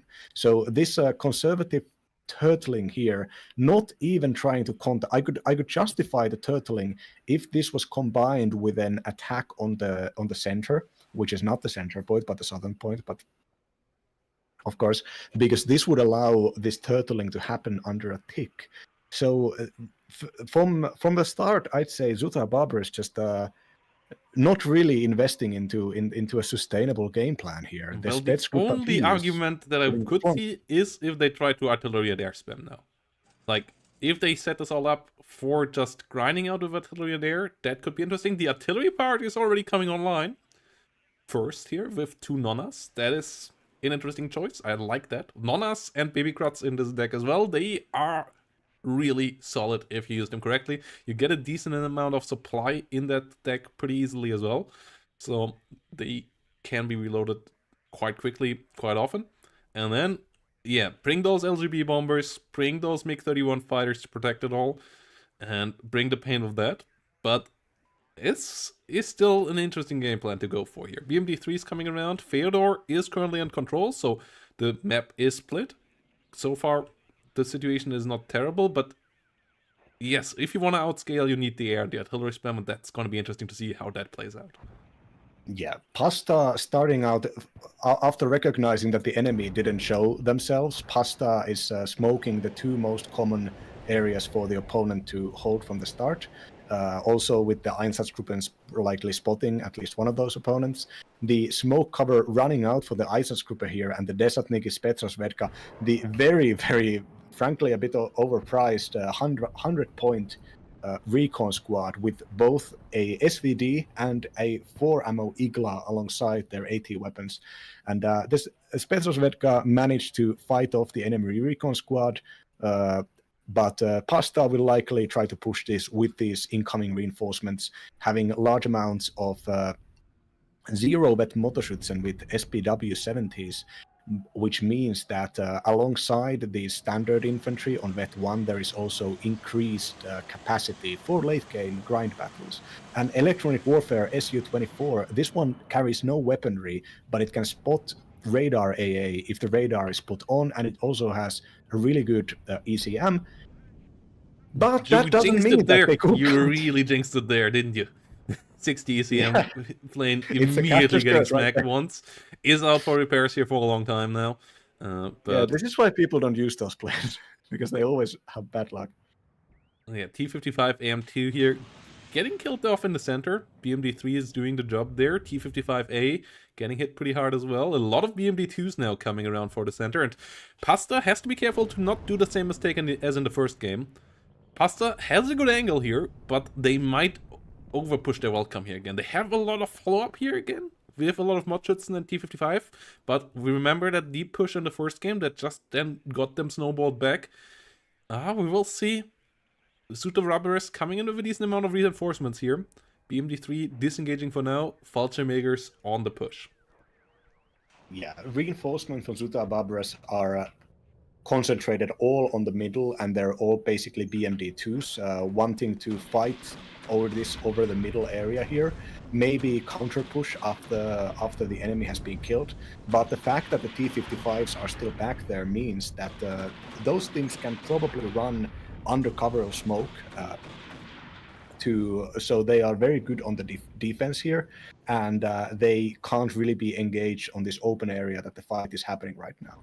It's donating an SPW-70 to the Spetsnazvedka. Meanwhile, counter battery fire actually managing to take out the smoke motor here, even though more smoke motors are coming back to reinforce, the Nona getting used like this immediately weakens the Pasta's attack. The fact that Pasta has not managed to break through this single Desantnik Spetsnazvedka down south, I think is part of this. This attack that Pasta is trying to do needs to be a at least two-pronged, maybe even three-pronged attack. Currently, it is only trying to hit one of the entrance routes, meaning that the fight is going to happen on a small area, which means that the defender has an advantage. If the fight is over 2 entrance points or even 3 entrance points, suddenly the side with more fire support starts getting an advantage because they can stretch the defender and concentrate on different attacks with their tank force and artillery and all of this. They can also find some side shots and so on. But the BMD-3s and BMD-2s are doing a fantastic job now for Suto Barbaras here. Way more of them coming in now. Decent amount of T-55s already pushed back. Decent amount of Mudschützen already killed off as well. And one of the T-55s there going down after being routed. The BMD-3s with their Conquerors M doing a good job. Mudschützen under fire here by the autocannon of the BMDs. They are really solid 30mm. They can shred through infantry quite quickly. So Pasta has to be careful to keep solutions against those light vehicles around. Otherwise, this could snowball really quickly here now. Yeah, Pasta's attack basically allowed them to trade up before the reinforcements even got here. And now the reinforcements with the 4 BMD-2s are out there in a really good position to start fighting this front line of infantry squads. But these 2 BMD-2s down south, the BMD-3 actually, these things are overextending hard. The T-55s will be able to engage them on close range very efficiently. If they don't get stunned down, that is. The ATGMs from the other side not coming in though. So both T-55s there hit hard, but the BMD-3s from the other side just coming in a bit too late there with the ATGMs. Otherwise, that could have been a lot of damage. Good hit against the T-55A there once more as well. BMD-3 is running out of Conqueror's ammo, but T-55A gets killed off by the BMD-2s. The other BMD-2 pushing forward as well. And a lot of Dejaniki coming with them here too. The Dejaniki have a SVD rifle as well, so they have a lot of firepower in the CQC engagements. Or, not quite CQC, but short and medium range engagements to help out against the enemy infantry as well. Though those are Mordschützens with SVD as well. Yes, but now exactly what I said should be happening is happening now. Another attack led by the Fallschirmjägers, supported by some T-55, the hyper-modernized variants, AM2s, with their fancy Czech fire control systems, and then breaking through the southern position, or attacking the southern position, and also being able to fire at the flank of this Zut Ababaras attack here. Once again, the problem here is that the attacker is attacking in a small area against a defender that is situated on a wider front, and the defender can thus simply gets more shots off. And the helicopter out there doing free damage does not help either. Yeah, Spets Cooper V here trying to push forward, but BMD-2s now under fire by the T-55s. Pushing into the range of the T-55s is an issue. And no planes still around. The Nonas do a bit of stuff, but not really that much yet. I feel like the 120mm mortars on the other side have done more so far. And the Dejanikis there getting shredded a decent amount. T-55 AMs under fire, getting damaged here, but not getting taken out. Whilst the Dejanikis desperately try to push them off here again. Still no take for either side, still a really lightly defended south, so if Zutabaras ever realizes that, they could take center really quickly, but for now, everybody's focused on the center of the map again. The middle. Yeah, Middle. When you're playing airborne, you need to be out there with the mindset of trying to bully your enemy. You cannot allow the enemy to lead the game. You can't allow to be... Okay, so in dancing, what do they call the secondary partner, the one that moves alongside the main partner? Traditionally man. Well, I don't know. You need to take the initiative. You need to try to push around, send in backline. You have good recon squads like the Spetsatniki, Spetsasvedka, that can 10-man squads that can fight off a lot on their own. Just send them around, try to do something. If you're trying to always respond on an enemy that can scale into a heavier fight than you're just gonna, every fight you're probably going to be in a worse position. And Pasta already showed that they can use the smoke to very efficiently decide what engagements are good and what engagements are bad.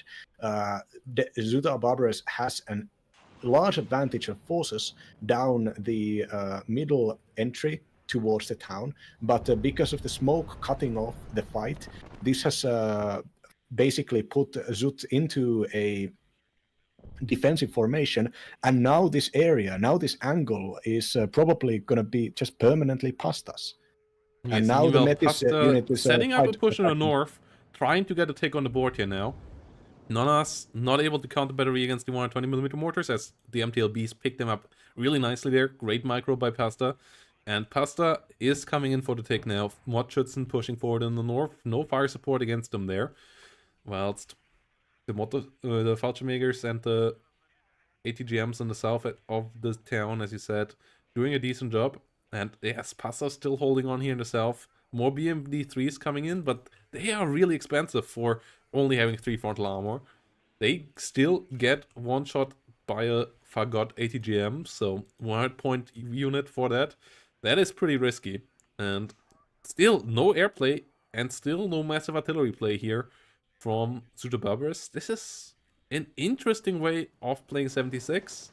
I'm not sure if it's a good way. I think it's a quite an insecure way of playing 76. The fact that there's second electronic warfare planes out here trying to figure out if this is a safe enough area to start deploying aircraft. I think this is recognizing the fact that the air investments in the last game were just completely irrelevant to the end. They were actually detrimental. And this passivity, this fear here, has meant that whenever an attack happens, this is not a small group of VDV veterans moving up and trying to gain ground and forcing the more cumbersome division, the slower division, fourth moto, to move around. This is a fourth moto getting chances to do well-coordinated combat arms attacks, which are always happening against like a new front, a new target. And this, you know, the massive investments of BMD3s in the middle can work on the defense, but the BMD3s currently are not up north where the attack is. This should really be an example of airborne players on what can happen to you if you lose the initiative. The BMD3 is an amazing vehicle to follow up your infantry attacks. The BMD3 holds the ground that the infantry takes. If the BMD3 is just supposed to go toe-to-toe, even against 80-point tanks, it's going to trade down. Yes, and we see the push now here in the north.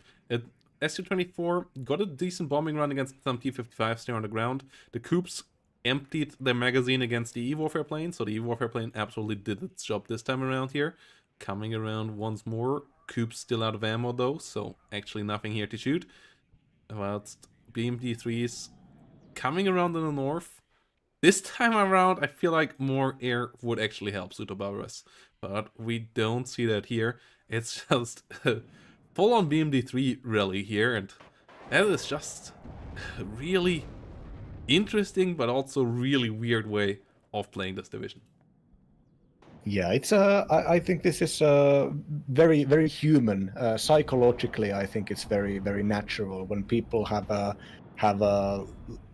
gotten on the back foot against a player and they know that they are one step from, or one loss from losing the finals of WARNO League Division 4, which I'm sure they have invested a lot of thought and a lot of emotions into. This is the time for them to play carefully. And frankly, this division is especially this division matchup is not the place to play carefully. The carefulness is costing so much of the potential initiative. We're almost 20 minutes in, and there has barely been a single attack by the airborne division, and the airborne division does not even have a points advantage gained by forward deploying command units. So there is not even that. And like every engagement here is just beautifully manifested by the smoke mortars. The smoke mortars push back the Razvedka BMP3 attack here and forcing them to move. And now Conkers can just take out the most crucial part of this attack. Back in the day, smokes used to be way more powerful, maybe a little bit too powerful. And I used to say that if you want to get good in this game, there's just a single thing you need to know, and that is doing smoke play, using smoke to cover your advances. And even though it only takes like 25 or 30 seconds to clear nowadays, this does not mean that this still means that the difference between a low to medium player absolutely wrecking face on ladder versus the same player always having to be on the back foot and never having good engagements is just the smoke play. The smoke play is so much here. Ooh, nice run with the S-24, but it gets shut down this time around. The Coups being reloaded, getting the kill there, Motschützen and Fallschirmjäger going down. We have more BMD2s, we have more BMD3s coming in, but the Nonnas still on the hunt for the enemy 120mm mortar, not trying to get anything killed on the front line. Artillery play here, not that amazing, and airplay just somewhat weird. The south still not contested, it's still such a free take here, but Sutobaras not even trying to probe for it, as center point here is just a free grab. And instead, both sides focusing heavily on the middle. A +1 now for Pasta La Vista. And Sutobaras pulled into a fight against a lot of T-55As and AM2s here in the north. That will be pretty tough to win. Yeah, the BMD-3s are good vehicles to fire missiles here, but you can't attack with them against the T-55s. The T-55 guns are just too good, and they aim faster and the rounds fly faster. So every engagement that is happening here up north, despite this being a kind of an equal situation or a naturally defensible location for Zuta Barbaras because of the map, even then, this BMD3 gameplay looks like an overextension. Yes, and T-55 is now pushing forward in the north. BMD3 is just getting wiped. Nothing left there. BMD2 is trying to come around. We have more BMD3s and BMD2s in the south.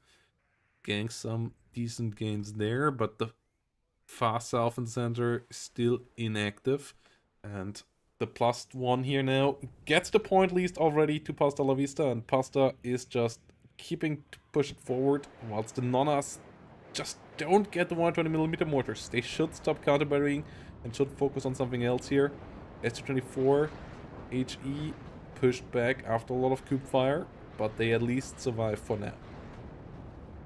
Yeah, if you look at this this tank formation up north here, and there is this buildings in which the T-8-130 munitions truck, the Conquerors, and the sharpshooters are holding the front line. These, if you are playing Daring, if you are playing Black Forest with an airborne division, that is where you want to be. That is what you want to fight over. You want the enemy to send infantry to capture these buildings from you, and for your infantry to fight for them. And that also allows you to invest into a kind of more map control that you can gain, more areas that you can, more buildings that you can deny from your opponent. And this cannot be done at this point of the game. There's just too much for the opponent. This is what the Daring really means for the airborne division. You need to take the risk that you're going to lose this. You need to try to force your opponent into start reacting to you, to move their units around to counter you. And the opposite has happened here to huge detriment. Yes, BMD finally gets found in the south. Finally push from Sutaba versus coming in the south. But at the same time, they're losing the north already. So this push just might come a bit too late. If this would have come 2 minutes ago, or 5 minutes ago maybe even, then the situation would be a lot different now. But by now, the +2 in the north is decently entrenched, as BMD3s just started to drop like crazy there. BMD2s and BMD3s just getting outright murdered here, so the IFV numbers in the north super low, and replacement numbers most likely running somewhat low as well. And the tick rate only will be stopped by this now, instead of just getting some points for themselves. Bombing run against the T-55s there decently as well, but the issue really is the loss of all the BMPs now. The ATGM defense crumbles against the T-55s, and more T-55s are coming onto the battlefield now. Yeah, and Pasta has not played this perfectly, as we saw with the southern point, the sawmill. Like, the sawmill was barely even defended. The Zuta Barbaras could have opened up the game by attacking this, by testing it out, and starting out this close-range infantry fight over the sawmill would have drained resources, would have drained attention, drained the points that have now gone into this combined warfare attack up north. The northern fight is the one that the longer range player, the one with the tanks and the one with the artillery and one with the coups, that's the one that Fourth Moto wants to take. And the southern engagement is what the airborne player wants to take, just by the sheer composition of the division. And Pasta made the mistake of not fortifying it, despite obviously having a lot of resources, and now is paying the price for it. And this should have just happened. The initiative should have been taken way earlier. Yes, and meanwhile, Tsutabawa is trying to get a CV back into the north. Obviously, if they could capture that point for a while, that would be big, but it won't be easy. Modschützen and the Janikis will meet in the forest there in a second as well, and that will be decent for the Modschützen. Tsutabawa is now maybe the one that tries to be a bit too much with the desperation real line action here now. And Me8 plus Mochitson doing a decent job there. Whilst Barbaras gets some more ATGMs here flying around. Decent hit against the T55. More ATGMs coming forward. BMD2K not doing anything from the rear just yet. The leader here starting to go low though. Yeah, this overextension with the infantry here from Zuta Barbaras is just like Pasta La Vista countering this with the exact composition of units. Couple of standard infantry squads that can spot and hold the line for the helicopters that can have they have enough killing power, especially when you're on your side of the map. If you're on the enemy side of the map, their aircraft can of course threaten your helicopters. But yeah, this is I don't know if the center point will be captured back. I guess there's 3 more Motorschützen units coming up, so they likely are. I would like to point out these Motorschützen are, for whatever reason, being brought out in the SPW 50. Protoss theories. Is this a misclick? Why are these units not being brought either into trucks or SPW 70s, which are just infinitely more powerful? I'm not sure. I'm saying misclick. If Pasta is in the chat, can you tell me? Yeah, that could be the case. Well, yeah, we see T55s and my E24s pushing towards center again.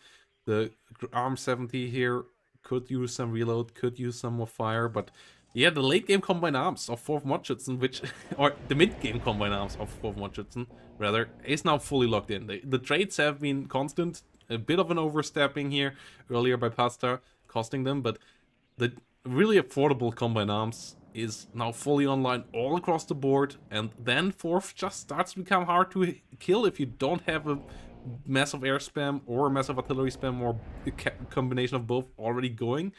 Then S76 at this stage, I'm not quite sure how you win. And yeah, the BMD3 push here that was attempted, I'm just not sure if that was the right option to try to do this. Saperi Comrade in the south goes down, a lot of infantry went down there, and Pasta most likely gonna get back in there soon, but at the same time, at least Suta Barbaras got back into the north, at least got a +2 for now. Yeah, but the air spam that they tried to get online in the last couple of games, this might have actually been the game where they should have tried it, and they just don't have that. Yeah, and that's some mind games for you. Unfortunately, I don't know if this divisions here were pre-planned. I don't know if Zuta Barbaras has a lot of experience playing with this division, but yeah, just the sheer fact here that the spawns were to defend the town at Anna, when the defense, when capturing the town is not necessary for your opponent. They can just capture Fedor, and Fedor is easier for tank forces to capture. But knowing that they need to capture Fedor, likely, there was no attempt of trying to push front and create a frontal defense on Fedor either. And then there also was no attempt of trying to do any of this defense under a tick lead by capturing center. So all around, I think that last game might have just beaten Zuta Barbaras into kind of submission to the point when they were too scared to play actively and just decided to play reactively. Yes, And, but then Pasta you has, can do that, right? You can do that. There's nothing against that, but don't do it with 76 then. Like, if you pick this division, you need to bring aggression. Like, the more defensive playstyle, like, there is a lot of decent things going on here. And we saw in game number 1, Pasta is not one to shy away from a bit of overextension sometimes either. But then don't play 76. Play something else. And yeah, the 76 playstyle here currently, it still has chances. It's still a +2. They get the point lead now. But it will be so tough. And also BMD2 and BMD3 numbers, they will run out eventually here. And the air is not online. The artillery is not really online either. Like the baby Kratz and so on. And the T55s, they are here now. Yeah, there's there is a point when there's going to be too much HP to even kill all of these things with when you have a bunch of Fagot missiles out here. And yeah, I mean, I guess the Conquerors do really good damage, but the problem with the Conquerors is that Pasta has such good recon that anytime the ATGM start engaging, they can be ATGM vehicles can be counter-engaged by either the tanks with the Czech fire control systems, as we just saw with the Conquerors, or with the Conquerors and Fagots of Pasta's own. And this is even if you want to play this defensively, you have to use your forward deployment advantage to gain yourself some ground. You can't just go on the right on the border of your own zone and then hope to defend that all game. You're immediately letting your opponent decide when and how this attack is happening. Yes, artillery here from the baby Kratz, from the real Kratz actually, holding the push in the south that was trying to regain back control there. Decent kills on both sides there, but the Modschützen keep the better of it. And they will receive a T-55 AM2 here coming in soon. So the point lead that Zuta Barbares just got, that will melt soon again, as in the north we got a CV moving in. Oh, it got sniped, important. Zuta Barbares there with some good kills, and I feel like that is kind of the way to get it over the finishing line. Having the 200 points that are on the board now under defense for the next 10 minutes. We have the baby Kratz now coming around. They can snipe CVs as well. I don't believe the south can be really salvaged at this point by Zuta Barbares, but they just kind of need to keep eyes on the north now. And they have a CV around there. Baby Kratz could be nice. BMD3 recon going down, so that's a shame. But outside of that, decent chances here to just hold out in the north. More than 200 points advantage now. That is a small but important lead on this map. Yeah, I think losing the southern position when it was the key to victory here is a big loss for Zuta Barbares. I think the overextension, getting ambushed by those helicopters, was a big problem. A lot of reinforcements have been ordered since that fight happened, but very little of that reinforcement has been going towards the south. There are Rasvedka BMP3s to hold the line when I think all the rest of the BMP3s have already perished, and there are even units like veteran Pulamachiki that are holding this northern area. And now finally reinforcements are moving into down south, but it seems to be too little too late. Buying this leader here to try to contest the southern position is just once again putting you into kind of a bad situation. If this TRM the only way that you could change it those air, and there's not a lot of AA here down in the south. Like, we saw some good HE hits here earlier. We have a TRM with the thermobaric bombs here that can push out infantry really quickly out of buildings as well. And that is the big question. Can airplay maybe make the difference here now in the south? As 242 to 480 points. Pasta needs to start to get some points here somewhat soon now. Yeah, this 2 Pulamachiki is moving up here. I mean, you need at least 4. There are tanks and the enemy has defensive positions. The investment is happening to the southern attack, but it just seems that this investment should have happened around the time when you lost your units into an overextension. Now, at this point, you're once again attacking an enemy-defined location. Yeah, Pulamachiki pushing forward there. BMD2K coming up. How is the situation in the north? Dejan Komrodi pretty low. T-55s there pushing forward. There's a BMD2K CV unit as well there, though. 120mm Nonas. The situation is still okay for Zuta Barbares if they can kill the CV here relatively soon.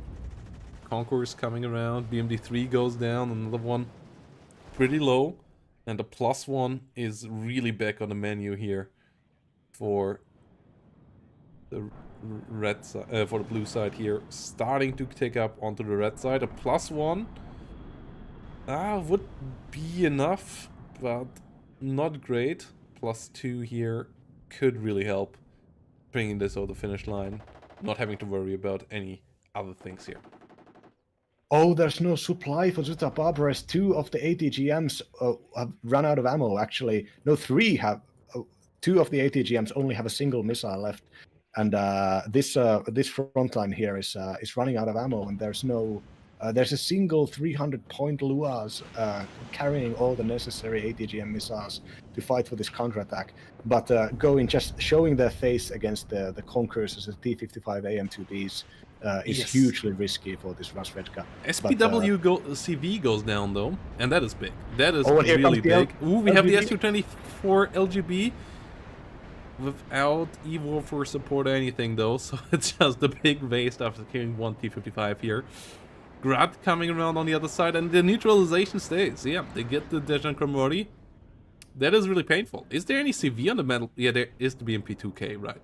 I don't have So, to be super the- over traumatic there, but it still would be important for Zuta Barbaras to neutralize the point again, whilst SPW-40P2K is coming in there, getting the whole thing, and if the whole thing gets captured, and if Pasta La Vista gets ahead of his opponent in points, then this might be a disaster, because I don't think there's any way that Zuta Barbaras at this point can get more points on the battlefield, though they get in with a push in the south, and yeah, the northern situation interesting as well, as a decent amount of successor test vehicles have been killed there as well, and CVs there trying to come in there, trying to get the capture.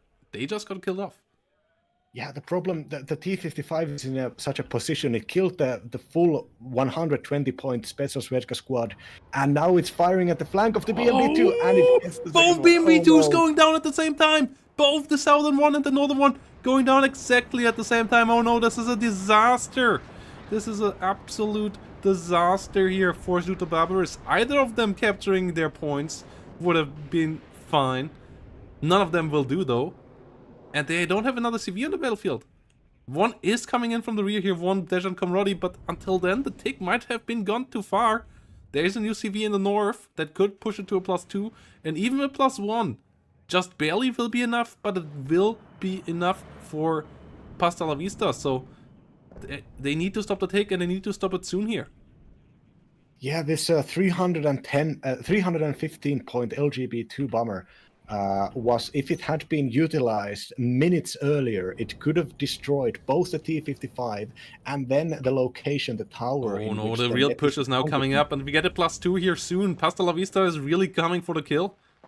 The kill, and with that also the series, as Zuta Barbaras has nothing there anymore to stop this, and they won't be able to neutralize the south. They won't be able to capture the whole south. There is still a T-55 leader in there, so they won't be able to stop the take. The take will continue, and the +2 is real now, so the take is even speeding up here, and with that, blue side will win pretty soon, as they will get over the points of Zuta Barbaras, and then Pasta just has some points more, and there is no way that Zuto can get more points on their conto at this point. Yeah, They this is have 482, they won't get higher, and they need to stop blue before they get there, and that's just not going to happen. Yeah, the bringing out the Su-24s right at the end of the game. I think every time they fly anywhere close to the line, you can see the reason why these things should be part of a well-maintained early aggro. Like at this point, bringing out MiG-31s and Su-24s, even they are very survivable and high-flying planes, but there's just so many cheap and affordable coups, all of them surrounded by munitions vehicles. There's no way you're going to get your money's worth out of those expensive planes. The way to keep up air aggro is by keeping up ground aggro. You need to kill enough enemy units to prevent the enemy from having money to buy all of those coups. And if you see your enemy buying lots of coups, you need to push down on the ground. And we have the final victory here now, as Zuta Barbaras taps out of the game. Pasta La Vista got the points here to get the W, and with that, also get the title. We have a Division 4 champion here. 3-1 victory for Pasta La Vista. They have improved a heck of a lot over the league. They came in with a lot of motivation. They practiced a lot, and it paid off here in the end. as they get the 3-1 victory in the grand finals of Division 4. Really strong show by Pasta. Really strong show by everyone in Division 4, to be honest. They played through their group stage really quickly. They played all their games. Absolute amazing to see how all the new players in the league came in with all the motivation. Division 1 players should maybe have an eye on that. Keep the motivation coming back, guys. And yeah, will be interesting to see what comes out of Zuto, Barbares, and Pasta in the upcoming seasons, as this was a really strong show here. Yeah, if you look at the trades here, you can see just how many of these BMD3s did not, first of all, didn't get any kills. There were a lot of those things out here, and so many of them just got maybe an SPW 70, maybe a single kill, using those 100-point units as like holding up a defense line against these T55s was not a good usage of resources. How many T55s here we can see with a massive amount of kills that they could keep up and build up all throughout the game. This is the difference between a infantry fighting vehicle with a lot of weaponry and a really bad tank with reasonably a lot of armor, which is what the T55A is. Just the sheer survivability of the thing, just the fact that it does have a cannon that it can tank a hit or two, has allowed the fourth moto to basically play this like a tank division. Yes, and also, guys, if you want to join up into some tournament action, obviously League Season 3, that will be around early next year. But we also have one more tournament for 2024, and that is the second WARNO Swiss Championship. A lovely 2v2 tournament coming your way on the 14th of December, yes. Sign up ending on the 12th. We already have 15 teams signed up. If you want to have your team signed up, get in there and get sign up done soon. Otherwise, we might have the 32 filled out in a somewhat close future. And yeah, Cloyd, will we see you again is the big question. We saw you last time. Will we see you in the second Swiss tournament as well? Oh, you will see me play as a caster. I would never let you go like that, Protoss. Not again. The one time was too much. I understood that running such a tournament, casting all of those games on your own, it's not a burden I would like to put on you. Even though I will say playing in the 2v2 tournament with the Greek guy, the Helene, was really fun. So I recommend it to everybody. Just get like the standards here are reasonably low, and I was going to make a joke about you forcing people to go to Switzerland again, but no, we're using the Swiss system, which means that you play against basically like against everybody, and you get a lot of games under your belt, and most of those games won't be casted by us, so don't worry. And the experience of having a couple of training sessions with my teammate, and then going and getting reasonably blasted, but also getting some really good games in, it was a fun experience. I recommend it to everybody. Yes, the Swiss style format means that you won't get eliminated. So if you sign up, all 5 rounds will be played if you want to play them, and you will also play against more and more fair opponents, as the opponents that you will face will have a similar stat to you. So if you start on with 2 losses, then your third game will be against another team with 2 losses. So it should be a really fair match at that point at the latest. And obviously, the one team that wins all 5 will be the champion. So there is a clear-cut final kind of thing as well. So this will be a really fun one. Second WARNO Swiss Championship 2v2 tournament. Gonna be really good. I'm looking forward to it on the 14th. And then, obviously, more importantly, we have the grand final on Sunday for all of you viewers out there right now. So 4 p.m. CET, we have Pro Commie versus Tiberius Rancor coming around this Sunday. And if you want to get these guys a bit more motivated, check out Matcherino and maybe put up another $5 or so in there if you enjoyed the season. And yep, also leave us follow over at Chlorite's channel if you haven't done so yet. And with that, guys, we're gonna end it here for today. Thanks for watching. It was an absolute blast. Thanks for joining me again, Chlorite. And Yes, yeah, absolutely. And everybody, remember to tune in to our Tiberius Rancor versus Pro Comi, the match of the Titans. Both of these players have absolutely ruined me on ladder during the recent days. So I see they are both practicing already. yes, and we're gonna rate some other channel that is playing some Warno here. I have never seen them around. It seems to be a VTuber, so let's say hello there, and yep, let's greet them to the community. And always good to Everybody, see new be faces, nice. even if they are VTuber faces. Even if they're a VTuber, don't bully them. I know it's easy, but you gotta be the stronger one, and you gotta be not bully them because they're Let's VTuber. share love and happiness, guys. Let's be the good guys.